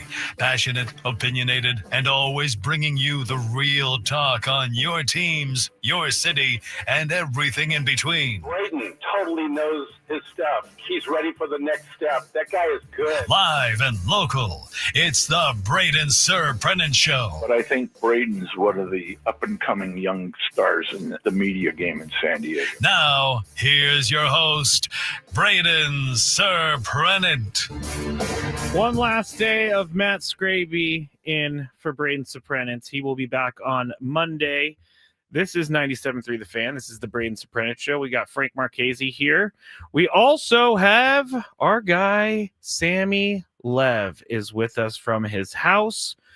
And, your new place, Sam. I'm looking at it right now. It looks very good. There's, I think, a vacuum in the background. I think you're getting stuff cleaned up. What is that thing? What is that right there? Over a vacuum? Over your right shoulder. This is a lamp. Oh, it didn't look like a lamp. It looked like a vacuum. Why isn't it turning on? That's weird. Uh-oh. Maybe power issues at Sam's new place. Is it not plugged in? I don't know. I don't know. Nobody cares. Yeah, nobody cares about the lamp except for me and you. How are you doing, Sam? What's up? I'm doing well. Enjoying a little June gloom here in OB today. Enjoying my morning and getting ready for another night of Padres baseball, this time in the Midwest in Milwaukee. How are you feeling about this series coming up?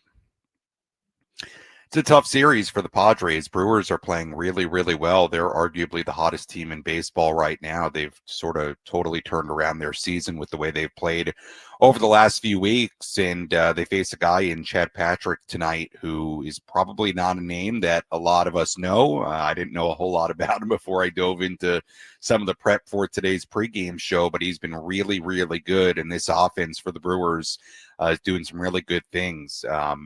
Jackson Churio is red hot. Christian Yelich is red hot. So this is a tough series. Brewers didn't get off to a good start this year, but they're playing a lot better and have sort of vaulted themselves back into the wild card race. So this is a tough series. And then obviously the Dodgers coming to town, and then you've got more divisional games and 7 coming up against the Dodgers. So this is a tough stretch. We knew that coming in, and the Brew Crew, they're playing really well right now. Now, we were talking about this a little bit earlier, but I have good feelings about Fernando turning this around because of the way he hit the ball in San Francisco. And he got really unlucky with that ball he hit in the 8th inning, not going out of the park. Everybody thought it was out, including Fernando. But, when someone's hitting the ball well, is that an indication to you that they're close to breaking through, or is that just, it's just bad luck and Fernando has bad luck this year? I would say typically it's an indicator that they're close to breaking through. I think the last couple of days we've seen Fernando show signs. We had the 3-hit game. That was his first 3-hit game in more than a month. Obviously, yesterday hit a ball really hard in other ballparks, and on a different day, that's a home run or at least an extra base hit. So hopefully it's a sign of things to come. We'll see. I mean, obviously he is very, very important to this team.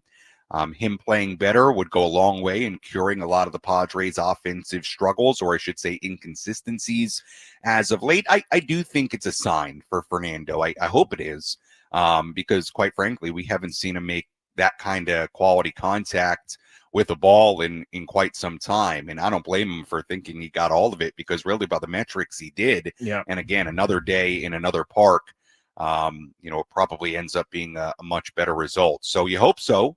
But Fernando's got to go out there and continue to swing the bat a little bit better. But I do think in the last few days, maybe you've seen some signs of Fernando finally breaking out of this slump. Yeah.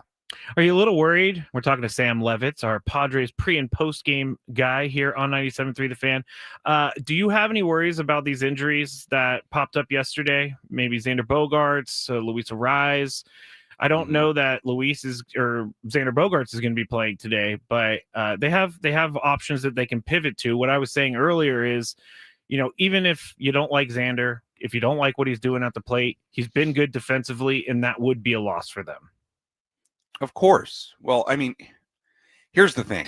For any fan out there, that is like, oh, well, no big deal because Xander hasn't been playing that well anyway. Well, tell me who exactly is taking his place in the lineup that you're more excited about. And that's, no disrespect to Iglesias or Tyler Wade. Look, Xander is not what, to this point, not what you hoped he would be based on the contract and based on the player he was with the Red Sox.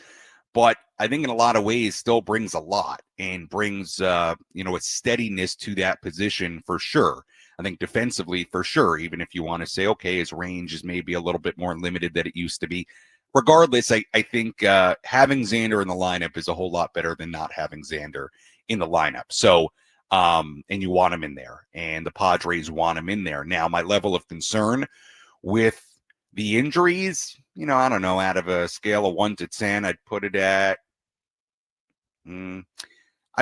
like a 5 because neither sound overly serious. But with that said, if both are out today, and we'll see what the lineup is, or both are going to be out at least for a few days, it's going to put the Padres in a really, really tough spot because they don't have a ton of depth. And if they're not going to put one of them on the IL, then it does beg the question of what you're going to do today with your lineup. Luis certainly sounded confident that he was going to play today. We'll see if that remains the case. But if both are out of the lineup today, it puts you in a pretty tough spot. And I sort of wonder how patient the Padres could be to see if those guys could avoid an IL stint. So as far as what the injuries appear to be, I'm not all that concerned. But because the Padres, if they don't have those two guys for even a day or two, it puts them in a really tough spot. I think because of that, it raises my level of concern. And it kind of makes me question the amount of patience the Padres can have keeping those guys kind of day to day if they're not starting today, let's say, and we'll take it from today on. So I'll put it like a 5-ish. I think that's fair because, like you said, there's no reason to be overly concerned about it because they don't sound overly concerned about it. But it is something because they might miss a game. Who knows? Randy Vasquez pitching for the Padres tonight. I like Randy Vasquez, even if he puts some guys on. I like how dramatic it is when he's pitching because there's always something going on. He's a traffic cop, but obviously it would be much better if he didn't put guys on base all the time. But I think Randy Vasquez is proving that he is a big part of this rotation.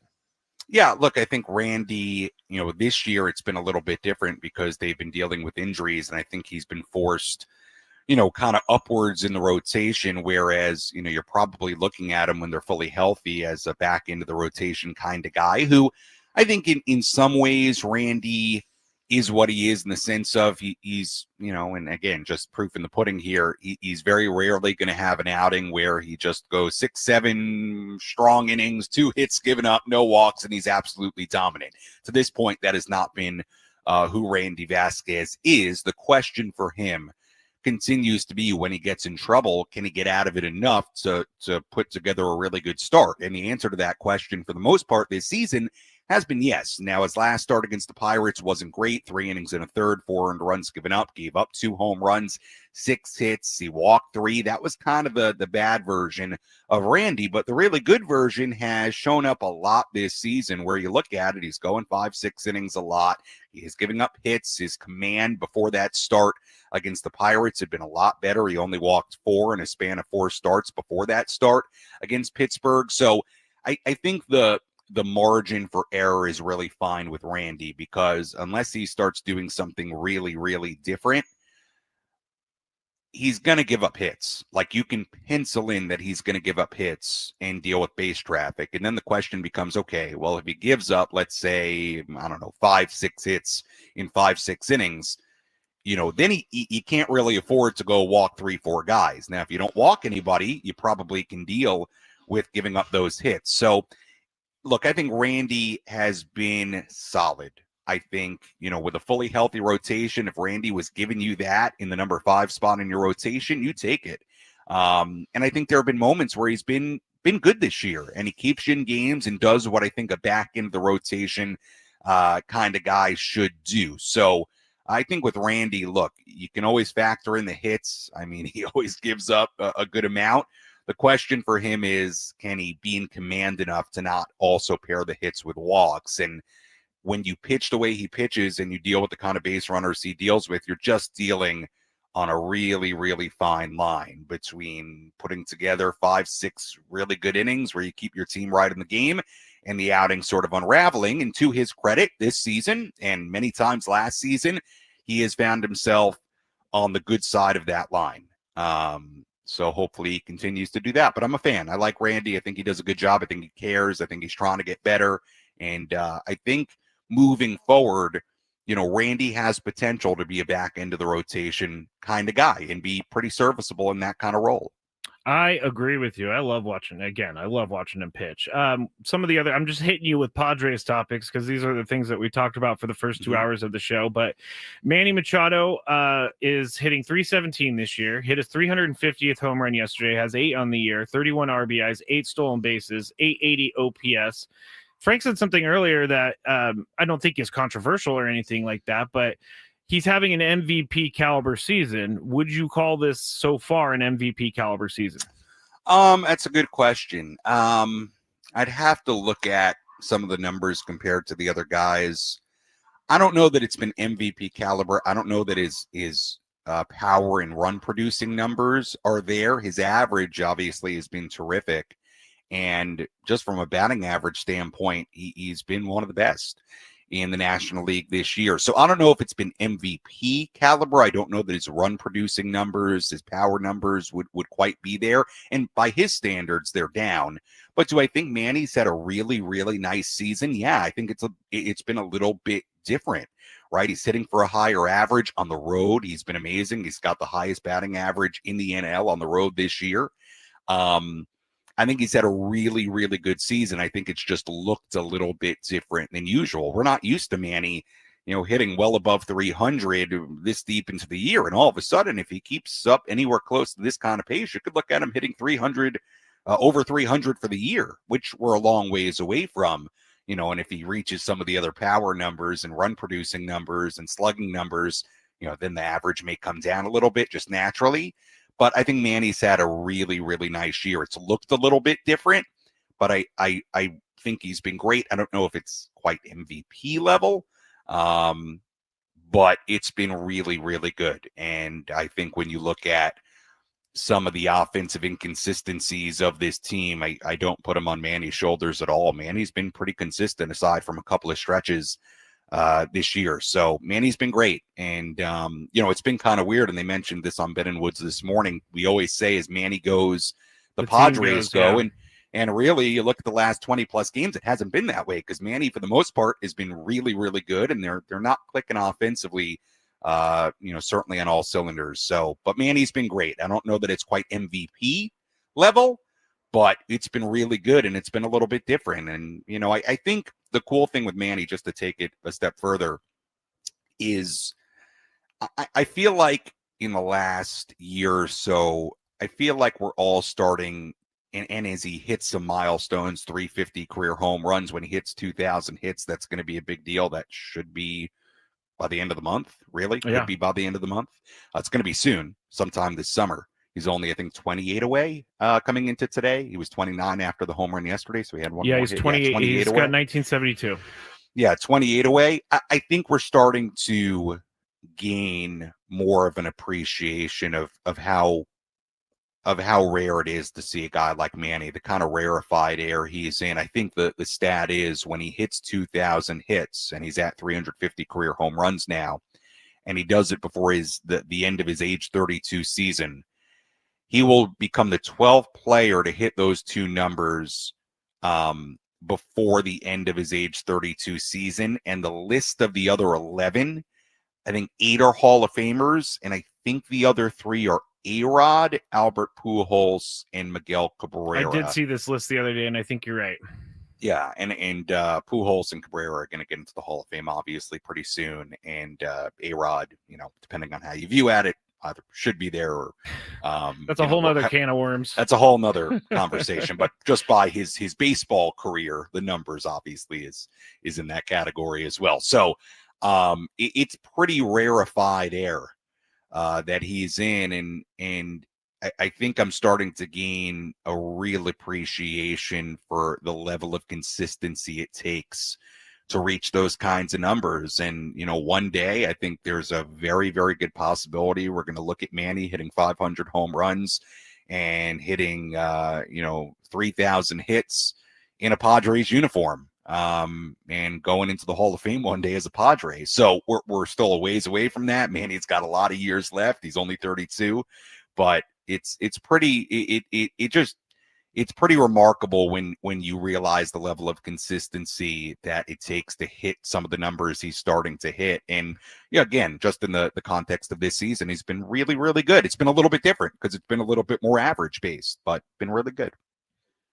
Talking to Sammy Love here on 97.3 The Fan. This is the Braden Surprenant Show. I'm Matt Skraby. You got Frank Marchese as well. When we get back, Sam, I know you want to talk a little bit of NBA Finals. I think we should. We haven't really talked NBA Finals, but it was an exciting game last night. You haven't even mentioned that game last night? I mentioned it, but I didn't really get into it. I said OKC gave this game away. Skraby, you got a sports show. We got some things to deal with over here, like the Milwaukee Brewers in front of us. What are you what are you and Frank talking about? Well, we did talk about me being a flip-flopper for about 20 minutes and changing my opinion, which I think is, I explained on what? Just certain topics here on 97.3 The Fan that we talk about. Like, it happens. I drive home. I think about what I said on the air, and then I kind of come to my senses that maybe what I said wasn't what I really wanted to say. And so then I come on the air the next day and I say, what I really should have said. Or anyway, people are calling me a flip-flopper, but I don't believe it's true. I'm not looking at the chat today. I'm banning the chat today so I don't get too distracted. Anyway, as I'm talking about getting too distracted, I'm just talking about nothing as we're supposed to go to break. So on the other side, some Dylan Cease conversation and NBA Finals with Sam Levitt on 97.3 The Fan.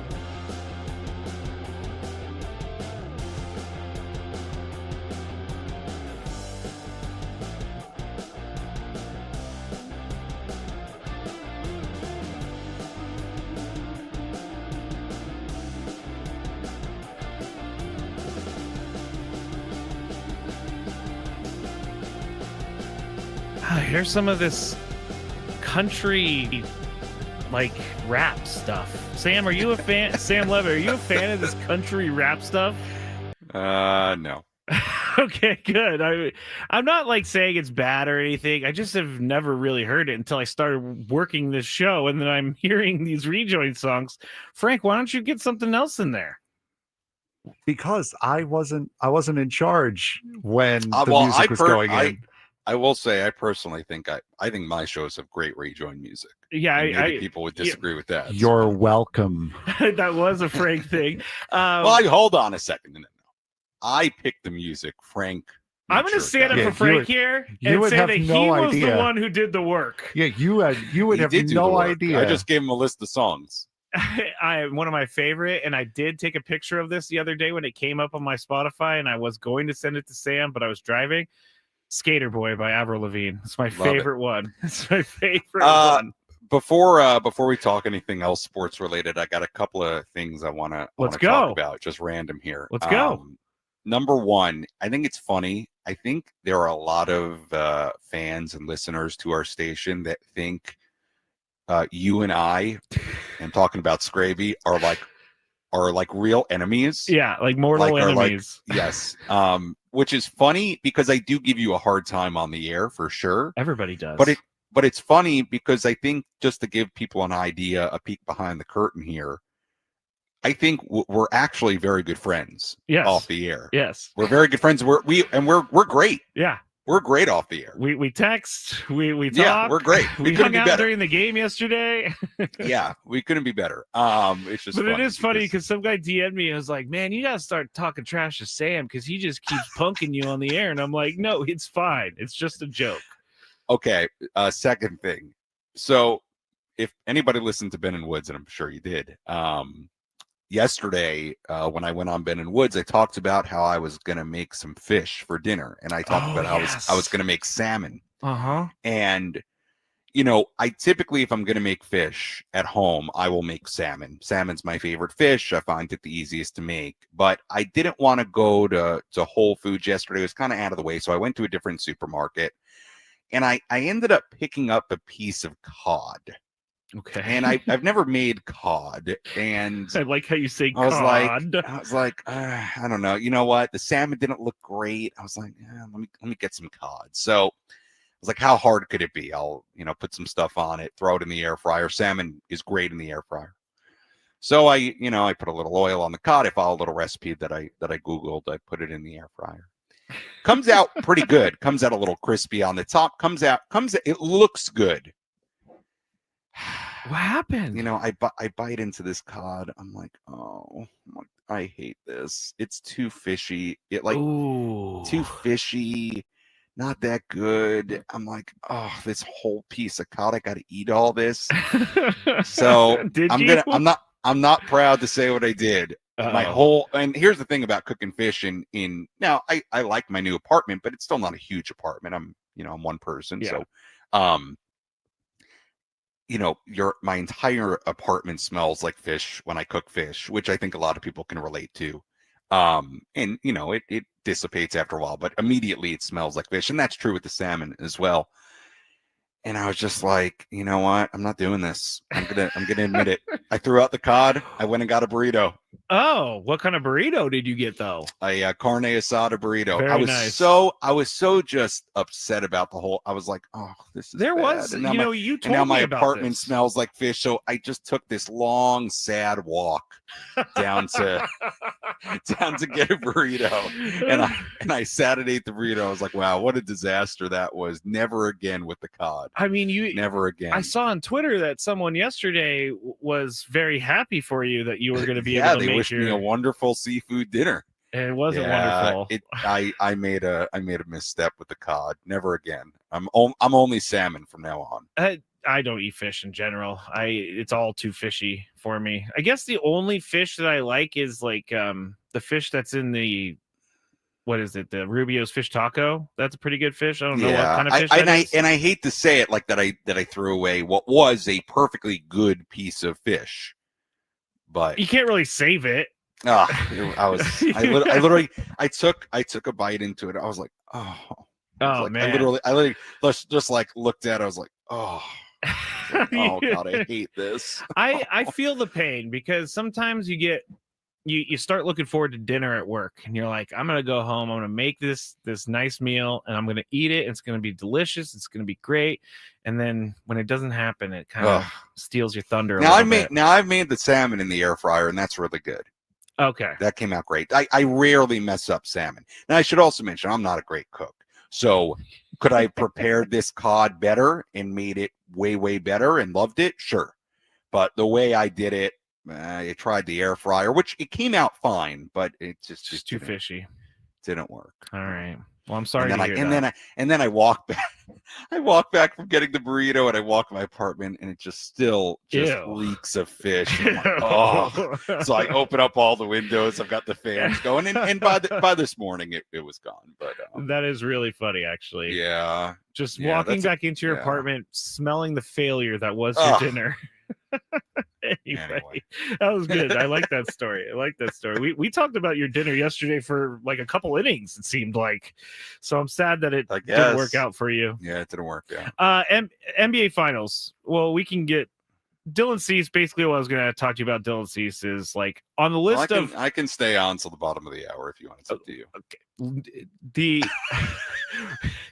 Just say you don't want me. No, it's not that. Ouch. It's not that. We have schedule. we have behind the scenes things. I was supposed to do this, and I'm not sure if I'm going to do. Sorry, this. I took up the segment with my fish. No, I would much rather talk about your fish story. Dylan Cease, where, and then we'll talk about the NBA Finals. Where on the list of things that the Padres have going on right now would you list Dylan Cease? Chris said yesterday, probably way down the list.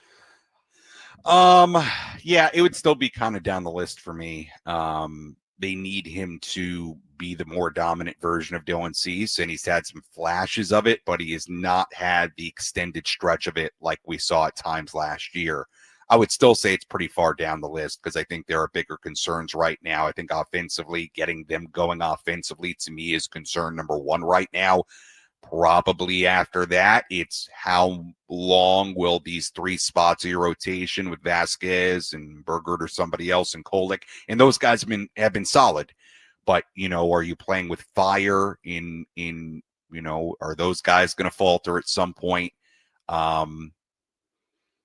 Yeah, I mean, left field, catcher, the issues you have there. I would say it's kind of far down the list because I do think Dylan will get it rolling at some point. And even when Dylan isn't at his peak, and I don't think he has been, obviously, it's not like he went out there yesterday and got torched for 8 runs in 3 innings, right? I mean, it was okay, but, you're expecting him to be better than okay, which I think is the point. But I would say in the grand picture of things right now, it wouldn't be the top of my list is the answer to the question. Yep, I thought that's what you were going to say. Just wanted to confirm my suspicions. So the NBA Finals last night. Now, Chris and I were watching this before we went home, and the Pacers committed 19 first half turnovers last night, which is crazy. And they ended up winning the game because Tyrese Halliburton hits the game-winning shot with like 0.3 seconds left. That was a pretty exciting first game of the NBA Finals. And OKC should be sick to their stomach.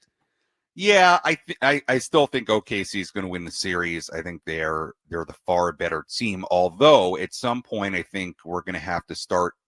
Not that we're not taking the Pacers seriously already. They beat a 60-plus win Cavs team. They beat the Knicks. Obviously, when you're in the finals, you get taken seriously. But look, I think everybody was picking OKC to win this series and win it pretty quickly. And now the Pacers steal home court. It forces pretty much like a must-win game 2 in OKC. Yeah, look, what the Pacers continue to do is remarkable. And it's not just the comeback wins, which have been amazing, and seeing Tyrese Halliburton just become this unbelievable clutch player. Yeah, it really blossomed into a real superstar in the league. But, they just continue like, you don't feel like this is a finals winning type of team, but meanwhile, they just keep taking steps to get there. And my goodness, beating this OKC team, which is a great team. I mean, this OKC team is an all-time great team. They're new kind of, right? Yeah, And they're yeah. young. Yep. But they win the title, they're going to go down as one of the all-time teams to go win a title. I mean, their record's going to say that overall with the postseason. So if the Pacers go out and beat them, there's no debate that they are the best team and champions and earned it and deserved it because of the road they would have taken to get there. And it's getting pretty serious to where you're like, oh my goodness, are they actually going to win the finals? I still think OKC will win it. I think OKC is really, really good, but this Pacers team, man, they're something. The way they come back. I mean, I was watching that game yesterday. I saw the second half. And honestly, in the fourth quarter, I was kind of half paying attention. I was on my phone because it wasn't that exciting. I mean, OKC was kind of in their usual, up by 10, 12, Pacers would make a couple of shots, but OKC would extend it back out to 10, 12, 15 points. And you're like, whatever, that's going to kind of be what it is. And then the Pacers just start going towards the end there. And Halliburton was terrific. Nembhard was terrific. So, they stole it again. And, we saw in the series against New York, the power of stealing game one. I mean, the Knicks maybe win that series if they win game one, and they didn't. And the Pacers pulled it off. So we'll see if a similar fate awaits OKC or not. Your guy got fired, though, Tom Thibodeau. Yeah, I've been reading a lot about this, and the people are very split as to whether or not he should have been fired. I've got mixed feelings on it. On one hand, it feels crazy to fire a guy that got you within a couple of wins of the finals and a guy that's had a lot of success with this group, and to just mess up like the whole thing you're building. And it feels unfair, and it is unfair. With that said, look, I think there's an argument to be made that maybe Tibbs is a coach that can get you from where the Knicks were to where they are now, and maybe you need something else to get you to the next step, which would be, winning the whole thing. I think there's an argument to that, and there's been examples throughout NBA history where teams have made moves like that, and they found kind of the right guy to take them to that next step. So I think there's an argument for both. I understand both arguments to it. Doesn't feel fair. It also could be a disaster if you bring in the wrong guy, which could happen. Yep. It's going to be a fascinating summer for the Knicks. Are they going to make a big move? Rumors today about Giannis. I mean, stuff like that. That So crazy. They're in an interesting spot because they've got a really good team. They've got a really, really good team that should be right there in a weak Eastern Conference. But they could make a big move to kind of maybe raise the ceiling of what they are from like an Eastern Conference Finals team to an NBA champion. A champion. That's kind of where they are. They got to figure out the next step because I don't know that they're a champion right now. Well, Sam, thank you so much for joining us. There are people listening out there being like, wow, Sam knows what he's talking about when it comes to this NBA stuff. Yeah. Called him Tibbs, like, man, they must be best friends. NBA. He knows a lot. He knows a lot about he's got his finger on the pulse of the sporting world. He knows a lot about the NBA, but he knows nothing about cooking fish in his apartment. All right, Sam. I will see you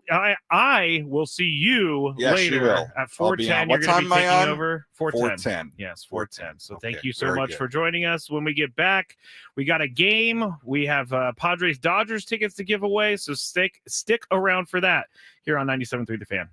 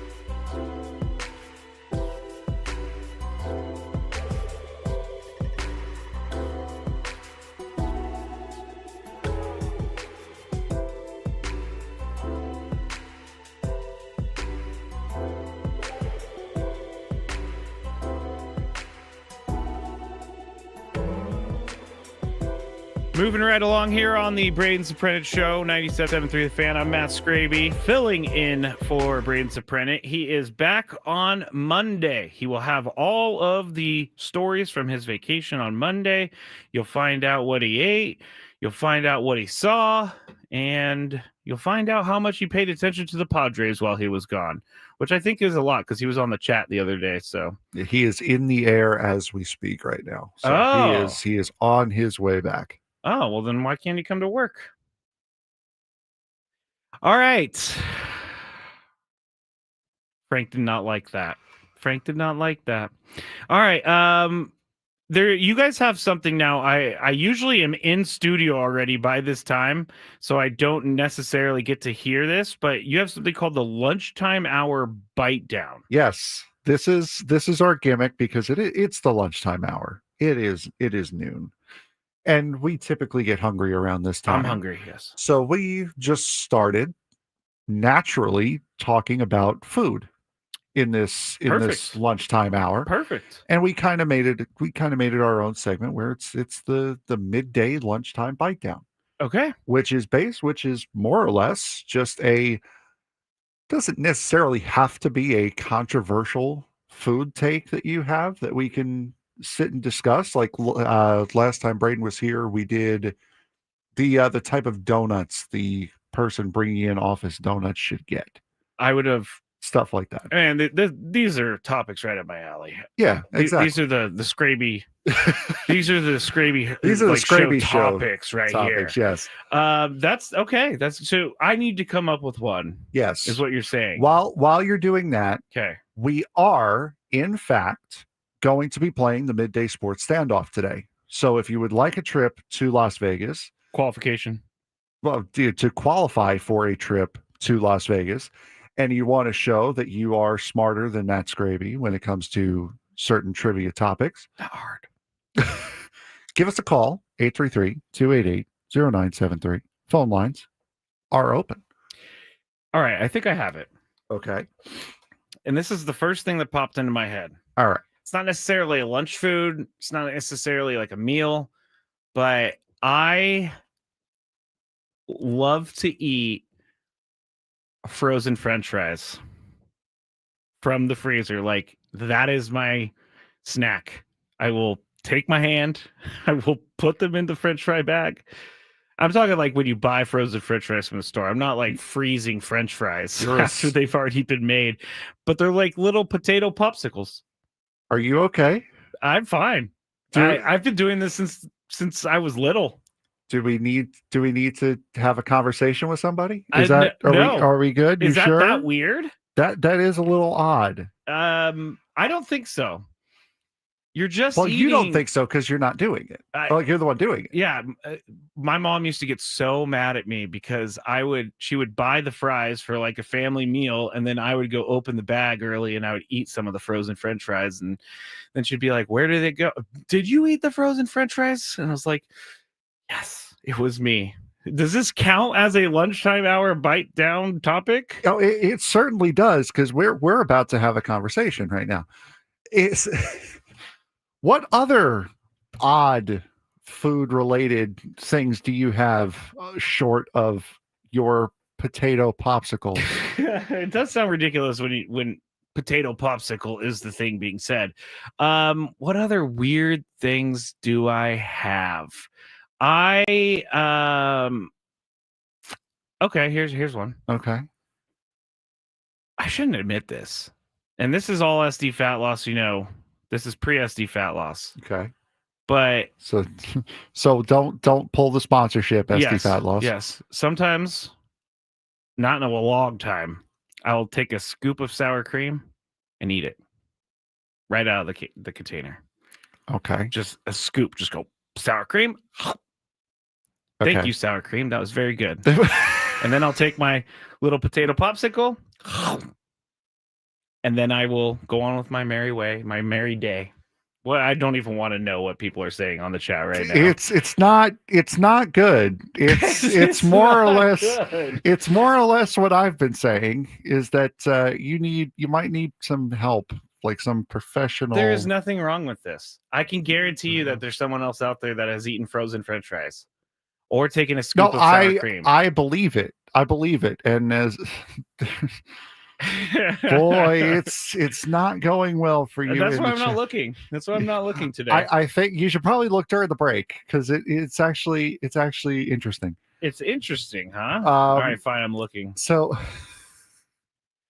WTF, Skraby? I'll say it's not all that weird because I will admit I did have a weird thing when I was younger. I would like those little like the squeeze lemon bottles, like the lemon juice bottles. Oh, don't say it. Yeah. You used to drink those? Yeah.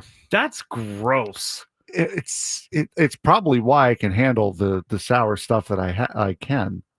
I guess probably. I mean, that's true. But it's not, I mean, I wouldn't consider that all that bad because, and I wouldn't consider the sour cream all that bad either because you put sour cream on things. So you do eat sour cream straight up. Like for me, you'd put lemon juice on seafood. So like I just took the seafood out of the equation and had the lemon juice. To the lemon juice. So I mean that's my weird thing, but I can't get over the potato popsicles. I can't. Bo said serial killer vibes from Skraby, which is fine. Like I know that it's not the most normal thing in the world. Someone also said, please tell me you don't pour the milk before the cereal too. I do not. No, cereal you can't first, do then that. milk. Yeah, you can't do that. And I also say milk, even though it's milk. It's very hard for me to say.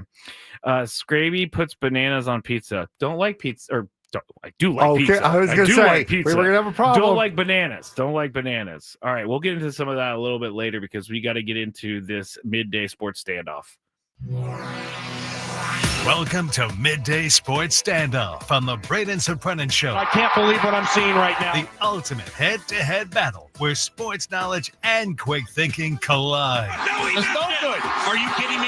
Contestants will go toe-to-toe with Braden in a sports trivia deal where every correct answer brings them closer to victory. Down the sideline! Wow! Unbelievable! But 3 strikes and it's game over. This is not Detroit, man. This is the Super Bowl. Can you outsmart Braden? The Midday Sports Standoff starts now.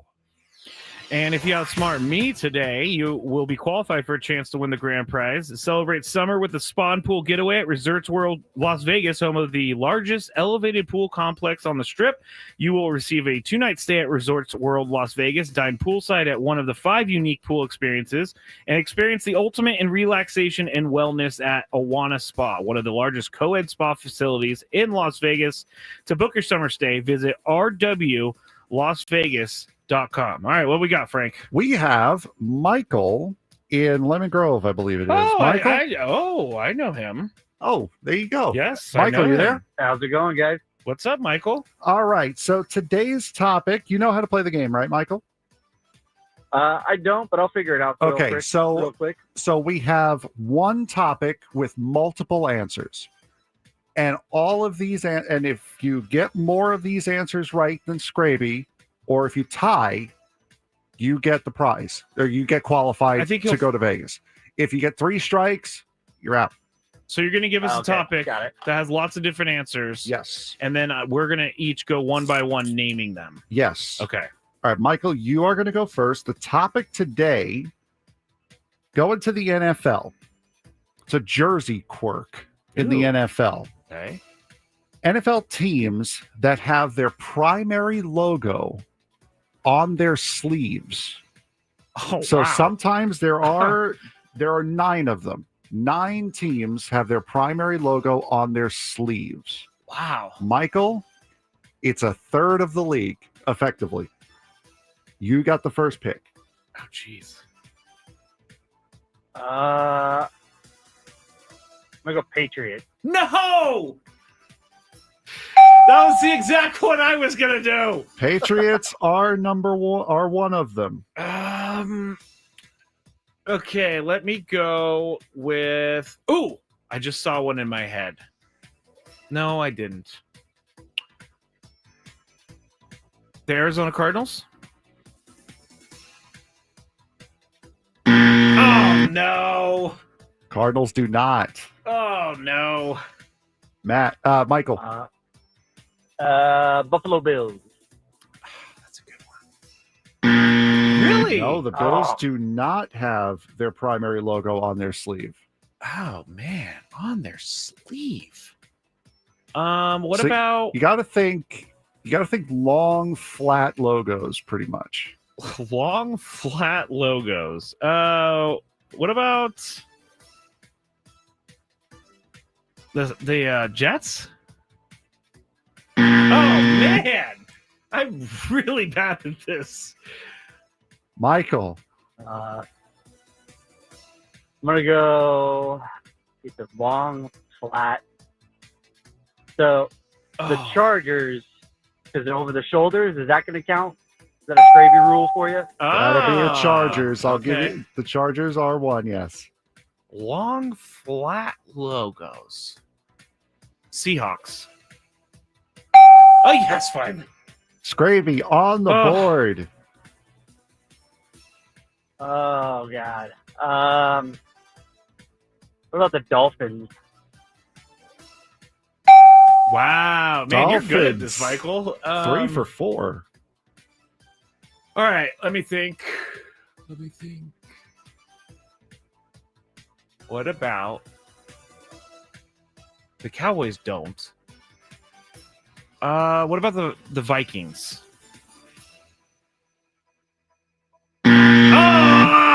Michael, congratulations. You are qualified for a trip to Las Vegas. I did not. Good job, Michael. Thank you for playing. Hang on the line. We're going to get your information. You did outsmart me.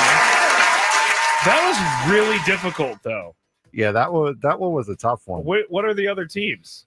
The Chargers, the Eagles, long Okay. flat logo. Yep. Cowboys are one of them. I cannot see that. The Falcons, the Saints, the Panthers, then the Seahawks, Dolphins, and Patriots. What you guys got? All right. That is that's kind of crazy, but that was really good playing, Michael. That was not easy. I want a new topic. Can we do another topic? I want a new topic because I played so terribly during that I don't really want to. Next time you sub in for Skraby, if I'm not filling in at that point, Braden, you then I'll next time you're filling in for Braden, if I'm not filling in at that point, we'll get you an easier topic. Well, unfortunately for me, I lose. But fortunately for all of you, there is still a chance to win Padres and Dodgers tickets at some point through the rest of the show. So it will be in the last hour that we will give those away. We also have a couple things to talk about in the last hour. Frank is going to give us an update on the San Diego FC friendly that's happening over the weekend. We'll also talk a little bit about the next MLS match that they have.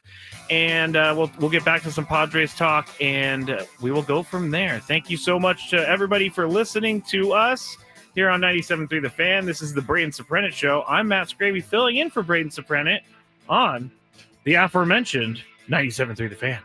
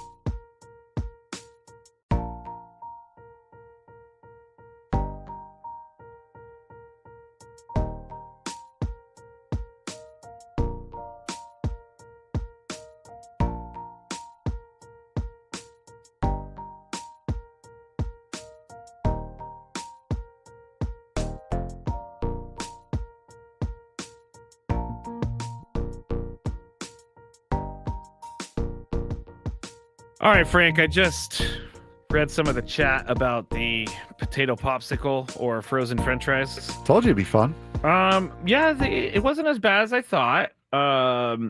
Seriously, here's a comment. Seriously, you have to be down bad to eat frozen potato fries. Yes, I'm not down bad. I actually choose it. Someone said, make sure you use the code word potato popsicle for 20% off. Just do potato popsicle for your Tuesday Dodger tickets. What? Say again? Should be like a code word. So the next time you hear potato popsicle, call in. Okay. Yeah. All right. I like where you're going with that. So I can't say, okay, the next time I say this word, and I'm saying it now and it does not count. Potato popsicle is when you call in and you will be the fourth caller to answer. Well, you don't need to answer anything. The first caller. First caller. Okay. You're the first one to call in. You told me fourth in the earlier. I was making a generalization, but if you hear the words, then if you're the first one to call in, you got it. All right. 833-288 on Tuesday. 0973. Padres. By the way, this is the Braden Surprenant show. Matt Skraby, that's Frank Marchese. Final hour here of the week for the Braden Surprenant show. He'll be back on Monday. And I'm just getting used to the time slot. I'm just getting used to everything. And then I'll be back with Chris and Tony in no time next week. Anyway, Padres are in Milwaukee. I always want to say that. I don't know why. It's not really that cool.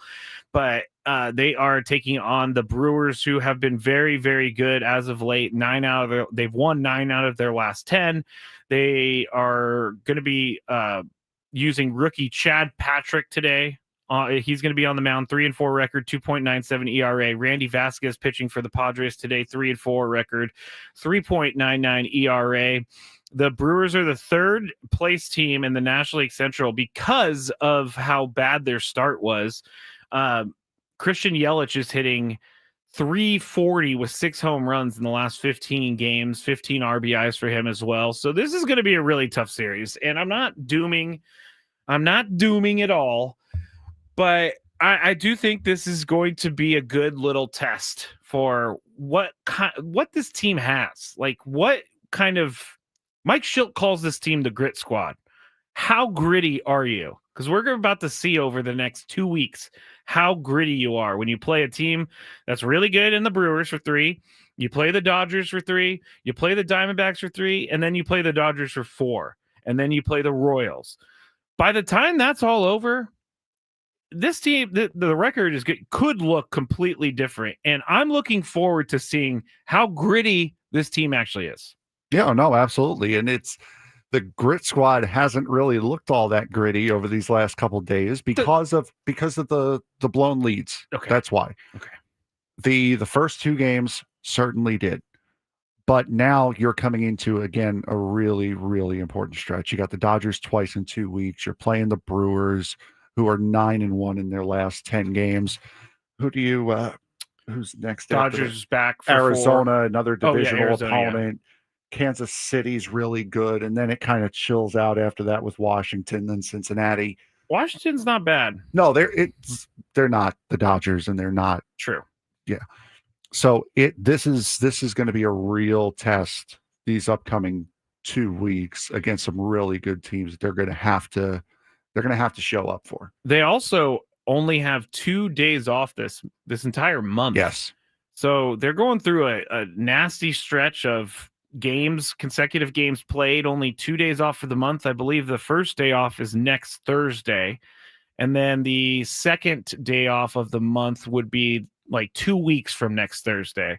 So, with their pitching being the way it is right now, and it's going to, like, when Mike Schilt says gritty, what does that mean to you, Frank? Does it mean they just don't stop fighting? Does that mean that they're never out of it? What does that mean to you? It means the fight's always there. The heart's always there. They never see themselves out of a game. I agree. There's always a chance that they're always there. They're always fighting, scratching until the last out. I agree. Like a couple years ago, put on a Padres game, I did not feel like they would have come back. Like 2023, I didn't have good feels about the team in 2023. 2024 got a little bit better, but this year I do have some good feelings about this team because they have won games that they weren't supposed to win, and they've done it in comeback fashion. I don't know that you actually want to be coming back and winning all the time just because you want to be leading. Yeah. It takes a lot of energy to come back and win. And there's a lot of pressure on the team, and there's a lot of pressure on pitching when you go down early to try to keep the score where it's at. But this grit squad, we're going to find out if the actual grit squad, we're going to find out what that means, because I love the name Grit Squad. I think that's a perfect characterization of what Mike Schilt's team wants to do, their identity of being gritty. And hopefully they can take advantage of, maybe having all the deck kind of stack against them right now. Take advantage of trying to be a spoiler and it sounds kind of crazy to say spoiler, but it is, the Brewers are a hot team, maybe the hottest team in baseball right now. So the Padres going in and taking the series from them would be a spoiler role early in the year. And the Padres have played 61 games. There's going to be 62 tonight. So they'll have 100 left after tonight. 20 of those 61 games. So one of every 3 games effectively has been a 1-run game. They're 13-7 in 1-run games this season. So you really need this offense to start waking up, because while you are battle tested, that could also wear you out a little bit come down the stretch if you're constantly fighting in these 1-run games. Totally. And it's a double-edged sword for me with 1-run games. It's a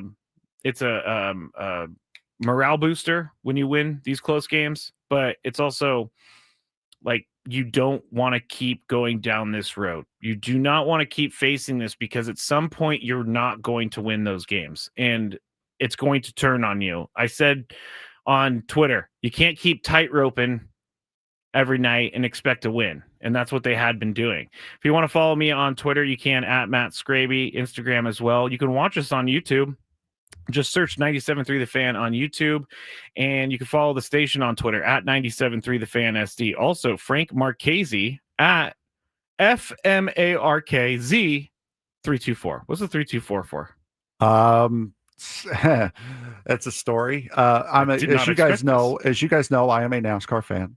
Love NASCAR. I've been a fan ever since I was a kid. I think I know. Go ahead. Dale Earnhardt, Jeff Gordon. Yes. Wow. That is it, and that is the way it always will be. Have you seen the new Earnhardt documentary? I finished watching it last night. It absolutely broke me. It broke you? Yes. I've known it. I've seen it so often. I've seen so many videos and stuff. Yeah, I watched it live. I remember when did it happen? 2001. Really? Okay. I remember where I was when I saw on the news the first time that he had passed away. Now, I was a Gordon fan, but always had the respect for Earnhardt being what he had been in the sport. But yeah, it gets me every single time. Should I mean, as a guy who knows a little bit should I watch it? Is it good? Absolutely. Yes. Okay. You don't even have to be a racing fan to watch this documentary. It's more of a story of him. Yeah, the story of him. The first episode, each episode's an hour long. There's 4 of them. Oh, wow. The first episode is from his beginnings to, I believe it was 86, I think it was. Okay. The next episode was 87 to 94, when he kind of really establishes himself as a leader and as the champion. Third episode was the rise of Dale Jr. And then the last episode is the day and what the immediate aftermath of what happened. Dale Jr. was he in that race? Yes. He finished second. He finished second. Did he know that his dad had passed away? He knew he crashed. He didn't know the result. And I mean, a lot of good came from this because a lot of safety was mandated from this. It's the dark side of racing. It's the bad side of racing, where it usually takes a tragedy before rules that seem obvious today become mandatory. It seems like that's kind of the case for a lot of different things, not especially just sports. Especially auto racing, though. It's one of those things where it's so funny because I watched the end of it yesterday, and then the first thing that pops up on my Twitter account after that is a video from the year before saying that helmets in 2000, helmets were not mandatory. They were recommended. Fire suits were not mandatory. They were recommended. Now, all the drivers wore them without question, Okay, but the good. fact that it wasn't an official rule that you had to have a helmet, you had to wear a fire suit, and then just 5-6 months later, you lose the biggest name your sport has. That's like, wow, we've come a really, really long way. That is a long way. Anybody who decided that they wanted to drive without a fire suit and a helmet is someone who likes to tempt fate a lot. As if driving 200 miles an hour in a race car Yeah. isn't tempting fate to begin with. Being stuck in a car without a helmet and on fire does not sound great to me. No, it does not not sound really. good. I remember, now that we're talking about big crashes and people passing away, I remember when Dan Weldon, yes. Weldon, yeah, sorry. I think it was Texas Motor Speedway of Vegas. Okay, I should stop talking. Oh, you're fine. You're just good. Let Frank give me the details. But I do remember this. The crash was massive, and I've seen it so many times since. And I guess because you have open wheel racing, which is IndyCar and F1, and then you have stock car racing, which is NASCAR. And open wheel racing now they have cars that are so designed around safety that it would be very hard for this to happen again. But they're also going 240 miles an hour. Like, I watched the Indianapolis 500. They're flying around that track. It takes a special kind of person to be able to do that and watch somebody not only do it, but to watch somebody have a crash and then just keep going as if nothing ever happened.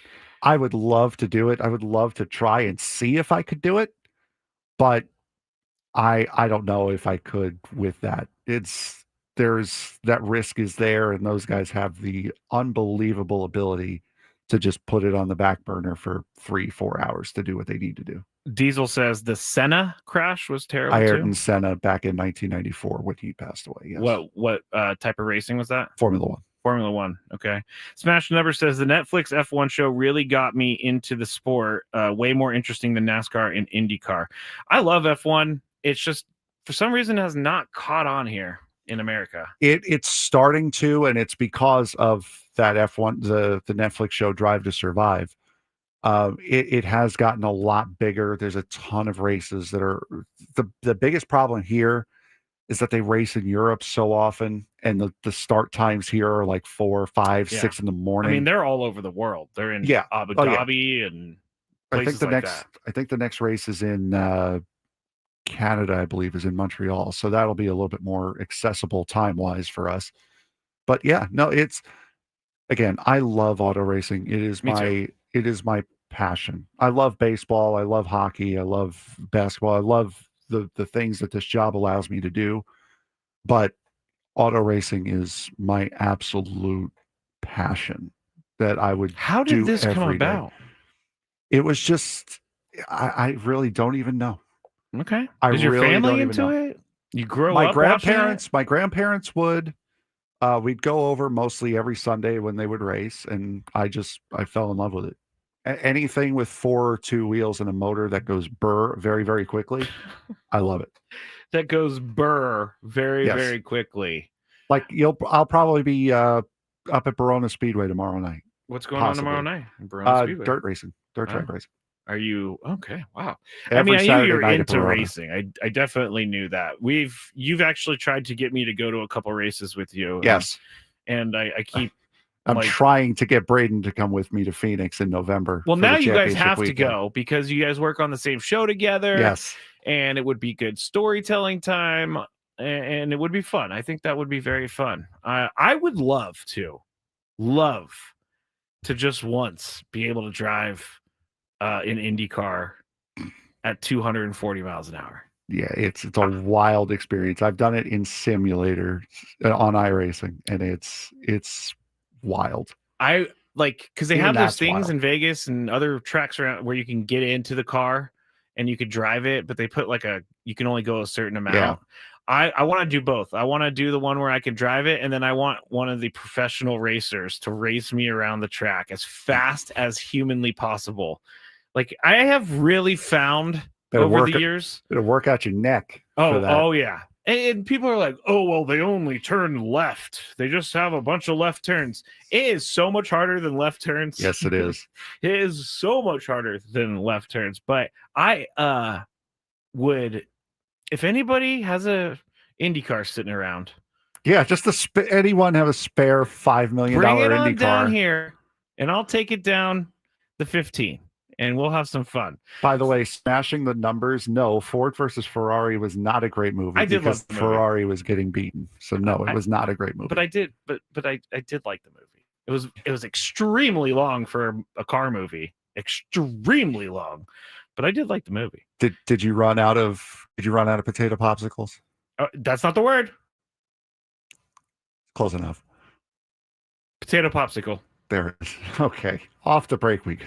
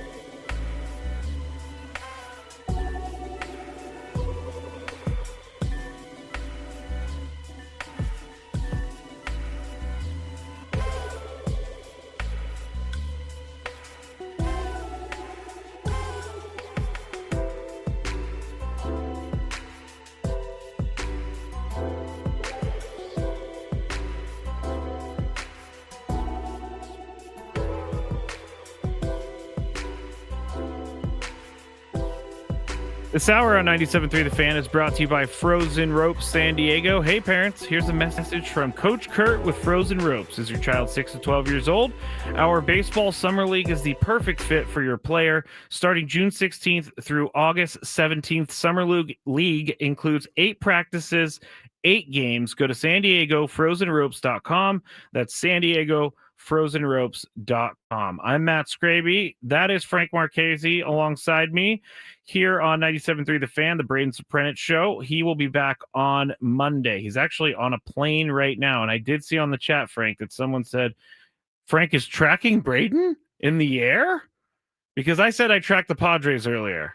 No, I'm not. He posted it on Twitter about 7 hours ago, and I just saw it. Oh, So okay. My Twitter feed, by the way, at Matt Skraby, shameless plug. Go ahead, Frank. Shameless plug yourself.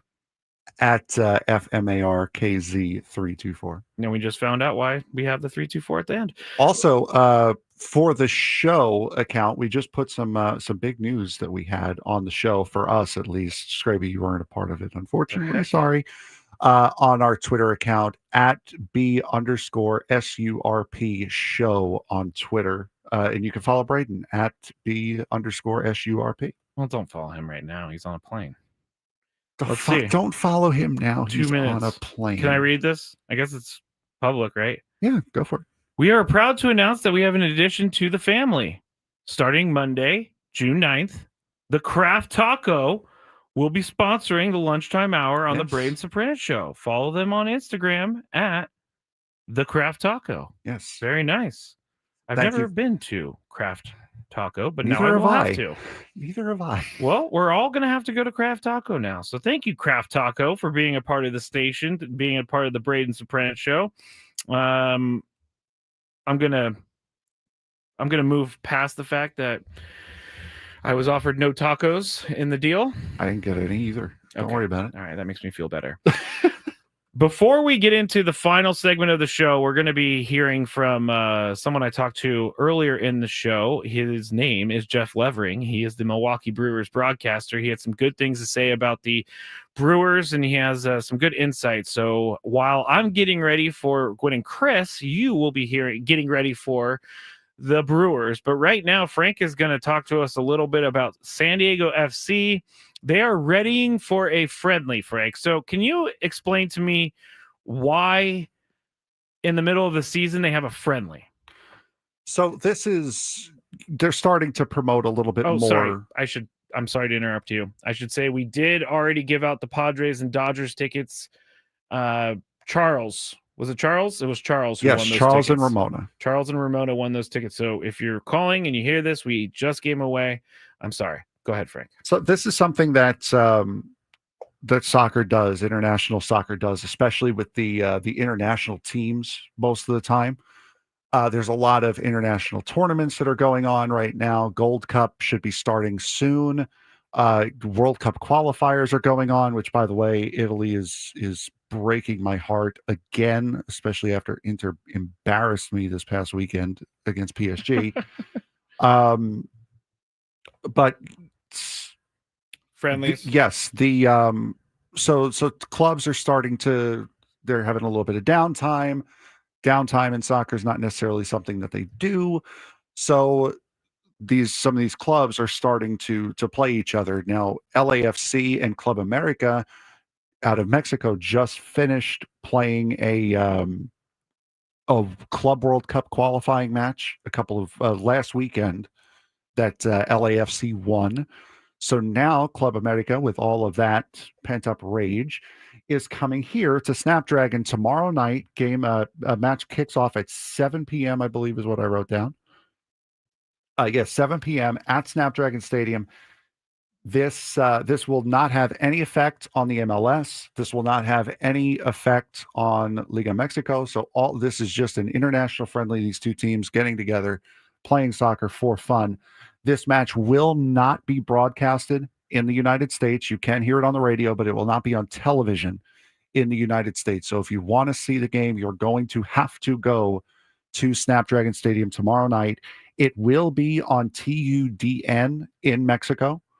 So if you have a way to watch it from Show Mexico. That's it'll be on TUDN on Mexico tomorrow night. Also, if you want to see San Diego FC in the near future, tomorrow night is your last chance for a month. Oh. They will not be back here for a month. It'll be July 5th. Wow. Will be the next time they're here. That will be to play Minnesota United, who they are tied with. I'm sorry. That'll be against the Houston Dynamo. Sorry, is their next home match on July 5th. So for San Diego FC, catch them tomorrow night against Club America here, international friendly at Snapdragon Stadium. It's the last time they're going to be here for a month. That is kind of crazy. A month is a long time. But so July 5th versus Houston is the next time after tomorrow night. Yes. That's the next. That is the next MLS match here. Okay. Yes. And then you say they're playing Minnesota United FC away, though. Yes, that will be on. I didn't write the date down for that. I believe it's the 14th. Oh, let me see. Yes, it is the 14th. That is the next match. They're on a little bit of a break now for international play. But yes, it'll be Minnesota United, who they are tied with in the standings right now at 30 points each. Then they play. Let me see here. Give me 2 seconds here. It's coming up. They've got Minnesota, the Vancouver Whitecaps, who are right now the number 1 team in the West. And then it is FC Dallas on June 28th. So they'll play on the 14th, the 25th, and 28th, both on the road before they come back here. And then they have 4 home matches in the month of July, starting with the Houston Dynamo on the 5th. Dang, that's a lot of home matches. So you can July is your month to go see SDFC if you would like to go see SDFC. I've been to 2 games, 2 you or went 3. to the first 2. You went to the first 2? No, you went to the first 2. Yeah, I definitely went to the first 2. Did I go to a third one? I may have went to a third one, but I thought they were really fun. No, they're fantastic. If you have not gone down to a San Diego FC match, the energy there, the energy at Snapdragon, especially from the Ultra section, is absolutely fantastic. The only thing I will caution you is make sure you sit upwind, because the pyro, if you're not a fan of smelling pyro and you don't want to be covered in a blue dust, then I would try your best to find a way to sit upwind from all of the pyro. I didn't know where you were going when you said upwind, but that makes sense. I was like, who is stinky or whatever it is? Can you smell the players? Is that what you're saying? It's the pyro. It's the smoke from the pyro. I do kind of love the smell of pyro smoke. I do too, but there's a limit to everything. There is a limit. You're right. I mean, it can be very bad for you too if you just go full face of it. But those games, like, the only thing I can say that I don't like about those games are the bad things that have been happening at the stadium. Yeah. And I know that's not just San Diegans. It's probably people from out of town, but stop fighting, people. Stop fighting. It's ridiculous. Yes. Like, someone could die and you can go to prison because you decided you wanted to punch someone and they hit their head. Like, I remember when I was a drinker, I got caught in jail and someone who was in there with me punched someone.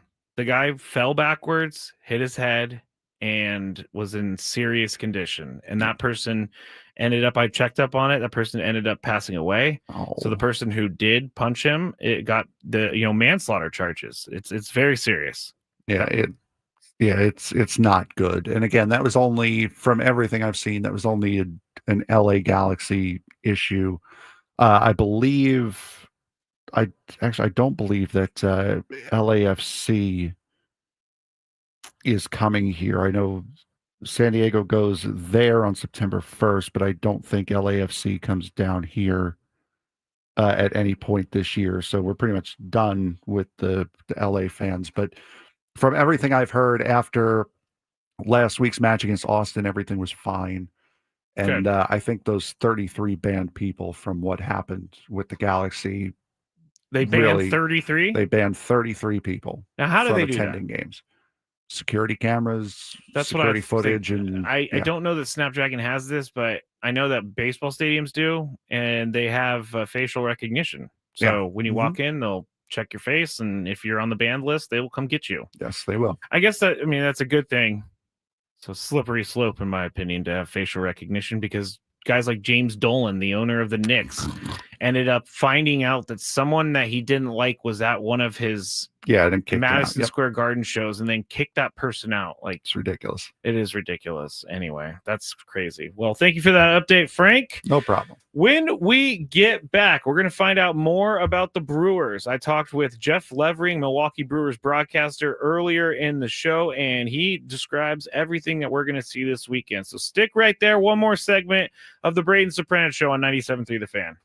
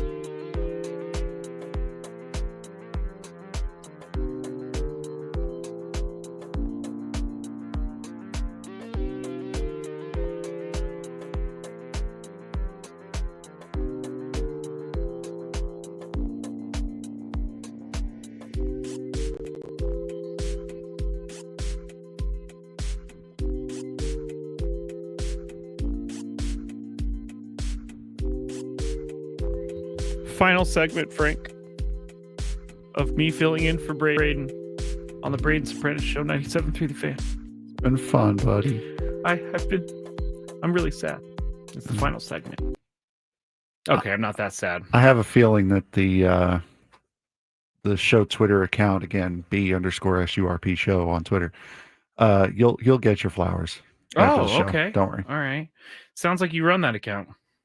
I never said that. I don't know who runs that account. As far as I know, there's a little guy running around in the walls that runs that account. Okay. All right. Well, I need to get that guy to run an account for me too. So that little guy will probably tell you that starting a Twitter account is a pain in the neck. Yeah, bad idea. Because of all of the human proof that you have to do before it's almost not worth it. We've talked about doing a Gwen and Chris Twitter by itself, but it just, like, I can barely keep up with my own social media. So I don't want to like start something and then just not put time into it. So I'd rather not have one than me create one, get people to look at it, and then not use it. That's where scheduling tweets is beautiful. So you don't have to think about it. Oh yeah, scheduling tweets is great. Can I get some AI to tweet for me? Because that would be fantastic. I'd be all about that. Again, that's ask the little guy in the walls. Little guy on the wall. We're gonna have a talk in the break here because I need you to start doing some stuff. All right, we are coming to the end of the show, as you know, and I'm trying to find. There it is. I found my doc. We are going to have a daily gripe today to finish the show.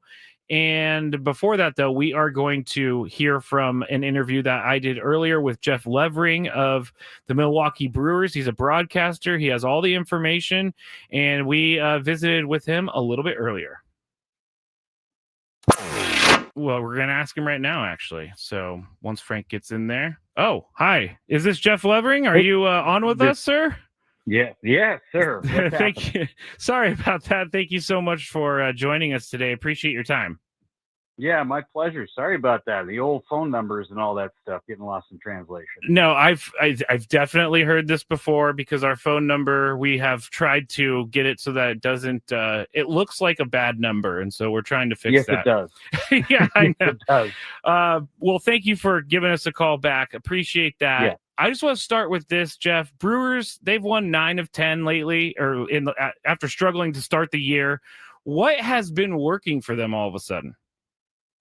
I tell you, it's a combination of everything. I mean, if you look at who's been hurt, who's been active, who's not been active for the Brewers, say there's no way this team is even a 500 team. And the way the Brewers have been playing, they're a few games over 500 at this point. It just feels like the guys that they've run out there in the starting rotation have all hit, which is great. Chad Patrick, who's going in the game tonight, he's put himself in the Rookie of the Year candidacy within the first 2 months of the season. And the offense has not been outstanding, right? They've missed a lot of the home run clout. They've got some guys that have hit the ball out of the ballpark, but it's not consistent. So they've found different ways to win ball games. A lot of base stealing. They're second in the big leagues in stolen bases. They put pressure on the defense, and that has kind of limited slumps in terms of their offense. But they've just found ways to win. They've been very aggressive, and they put pressure on the opposing defense and the opposing pitching stabs, and it has been really good here recently. 13 wins in their last 16 or 17 ball games, and it's all from different pitchers too. There's only one repeat winning pitcher in that time span. So it's pretty remarkable the run that they're putting on right now. Yeah, they are definitely being the Brewers that we thought they were going to be. We're talking to Jeff Levering, Milwaukee Brewers broadcaster on 97.3 The Fan, the Braden Surprenant Show. You guys have Chad Patrick throwing tonight, and so far in his rookie year, he has been pretty good. What are your thoughts on him so far? Just a lot of command, and he's not afraid of anything. It's not wow you stuff. It's cutter, it's four-seam fastball, and it's sinker, and you're going to get that 98% of the time. He's been sprinkling in some changeups and some sliders recently, but it's a variation of the fastball every time that he goes out, and it doesn't matter who the hitter is or whoever he's facing. Dude's fearless, and he's been really fun to watch this year grow up, and I think the Brewers have allowed him to go deeper in ball games here recently, because he's shown his ability to get himself into and out of jams if he needs to. There were times where he was going 4 1/3, 4 2/3 innings, or 3 2/3 innings. Definitely don't face a lineup a third time.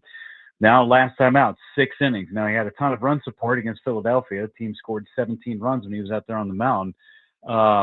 That helps. But they trust him. Yeah, it certainly helps when you get 17 runs behind you. You can pitch with a ton of confidence. But he's been great, and a guy that nobody really expected to not only break camp with the team, but have, at this point, 12 starts as we turn the calendar over to the month of June.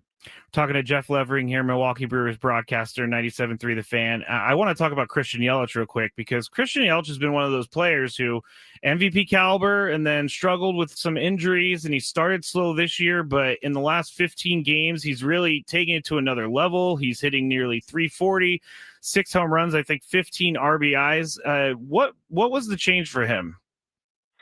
I think just trusting himself. He had the back surgery last year that cost him the final 2.5 months of the season. And he had somewhat of a normal off season this year coming back from the injury. But I think it took him some time to trust that his back was going to be all right. The other part of it is he's done the majority of his playing time as a DH. And that is a huge mental hurdle that someone who's never done that every day needs to conquer.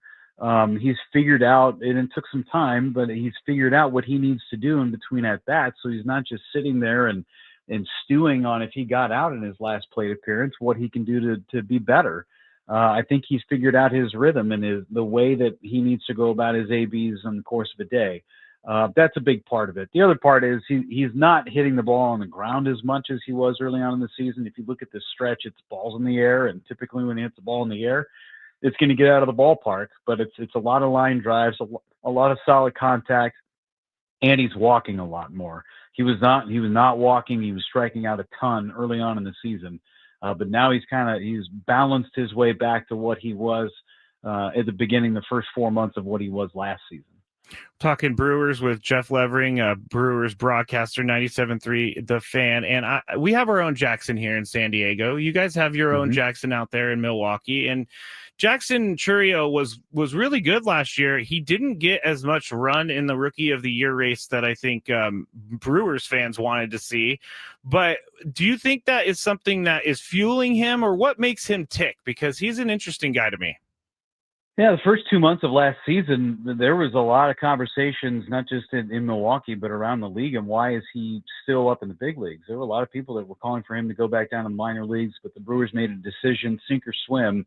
This kid's going to stay in the major leagues, and it paid off. After June 1st, he was one of the best players, not just for rookies, but in Major League Baseball.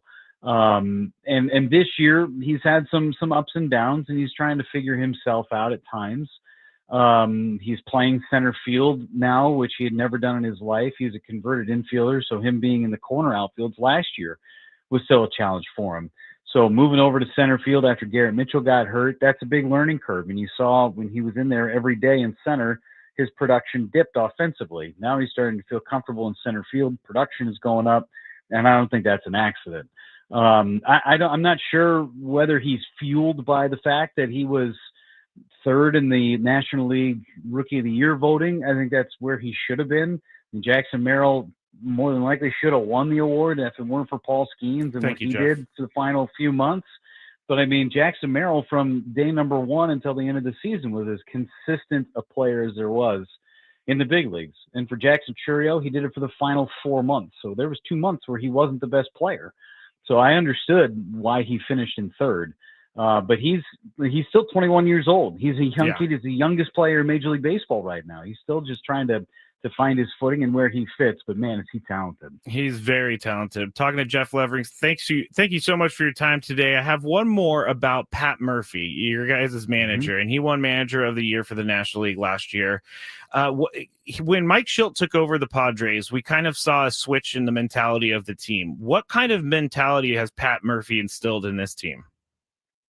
Well, Murph was the bench coach before he became the manager, and that can be a tough transition. It's almost like you're the substitute teacher, and then all of a sudden you're the principal, and your voice has to change.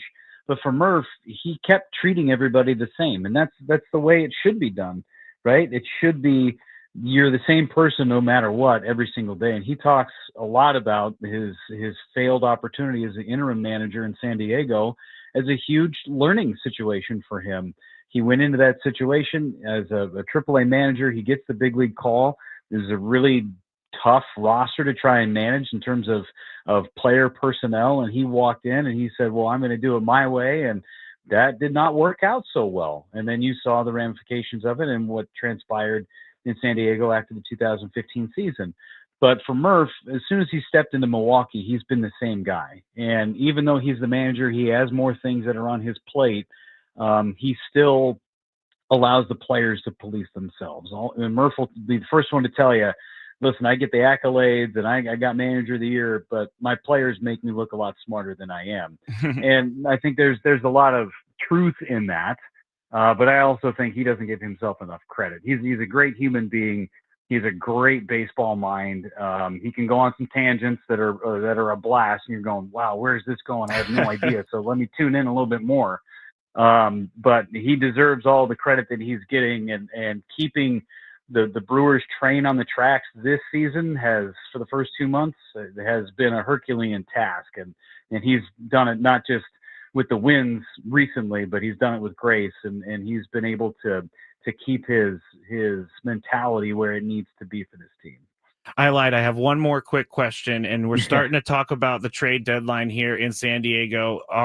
What are the Brewers, you think? I know it's probably too early to tell where they're going to go, but do you think that they'll be active at the trade deadline this year, trying to acquire some guys to complete this team? The Brewers have always been aggressive come the trade deadline, especially when they've been in it. They have some flexibility within their payroll. If they needed to add, I'm sure they will. It's just a matter of where they feel like that fit is. And the Brewers have been very consistent in the last decade of making sure they get the right person. It's not just, okay, well, this guy could really help our team, but if he's not going to be good in that clubhouse, it doesn't make sense. So the Brewers are going to be I have a sneaky suspicion that they will be very active in the next 2 months. But who that person is going to be, it's a great question.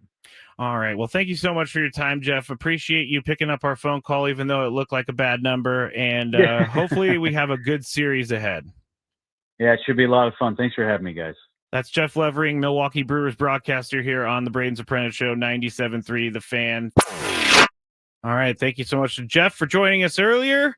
Now, we are going to use the last couple minutes of our show to complain. Because I don't know, I actually should have told Frank, but it's time for the Daily Gripe. What's annoying Skraby today? Let's find out. It's time for the Daily Gripe. All right. I haven't done one of these in a long, long time. Frank, do you a lot to gripe about then? Yeah. Before I go, do you want to do you have a gripe in mind that you want to get off your chest? No, not at all. Okay. I'm good. My gripe is this, and it's kind of a weird one, but it's trash day for me. Yeah. Is Thursday. Or it's Friday morning. Yeah. But you have to put out the trash on Thursday night. So forgot it was Thursday. This last week and a half has been like a blur. So I forgot it was Thursday. Started driving down the street last night, and I was like, oh, shoot. There are trash cans. It's Thursday. I absolutely hate taking out the trash. I don't know why. It's not that big of a deal. It's not that far of a walk, but I hate taking out the trash. And I especially hate taking out the trash when something isn't put in the trash correctly. Yes. And so I was dragging the trash out, and there was a bag kind of sort of outside of the trash can, and it caught the other side of the trash can. And me being tired, I was just trying to force it through, pulls the bag out, trash everywhere. So, and lucky, all of them were all over it. I had to clean it up at like 9 p.m. last night. It was brutal. I hate trash day so much. But on the other hand, trash day is Friday, which means when I'm putting out the trash, I'm one day closer to Friday. So I try to tell myself that as I'm walking the trash in and out. But that's my daily gripe for today. When the trash just goes everywhere. everywhere. And it wasn't really Lucky's fault this time. I wanted to blame it on him. Yeah, no, that's your fault one. Tony says, okay, can you draw this out in a diagram? It's not that hard. I mean, a big trash can that you put on the street. It was the trash can, not the clippings or the recycling. And one of the bags with the red drawstrings got caught on another trash can and pulled out of the trash can and fell all over the ground. So that's what my daily gripe is. And Frank is actually drawing a diagram as we speak right now. Yeah. So here's Skraby. Here, it's a stick figure. There's the trash can with Yes. there's the trash bag right there. He started yanking on it like a goober, and then this bag went there, and all the garbage. I just feel like we went watched out. John Madden do something on the telestrator. You're welcome. All right. Double knot the bag, not a bad idea, M. McKee. Or just don't pull the bag like an I eight. just wanted to get it done. I thought it was just stuck on the curb or something. All right. Gwen and Chris up next. Thank you to everybody for joining us for the last week and a half. Braden, back on Monday.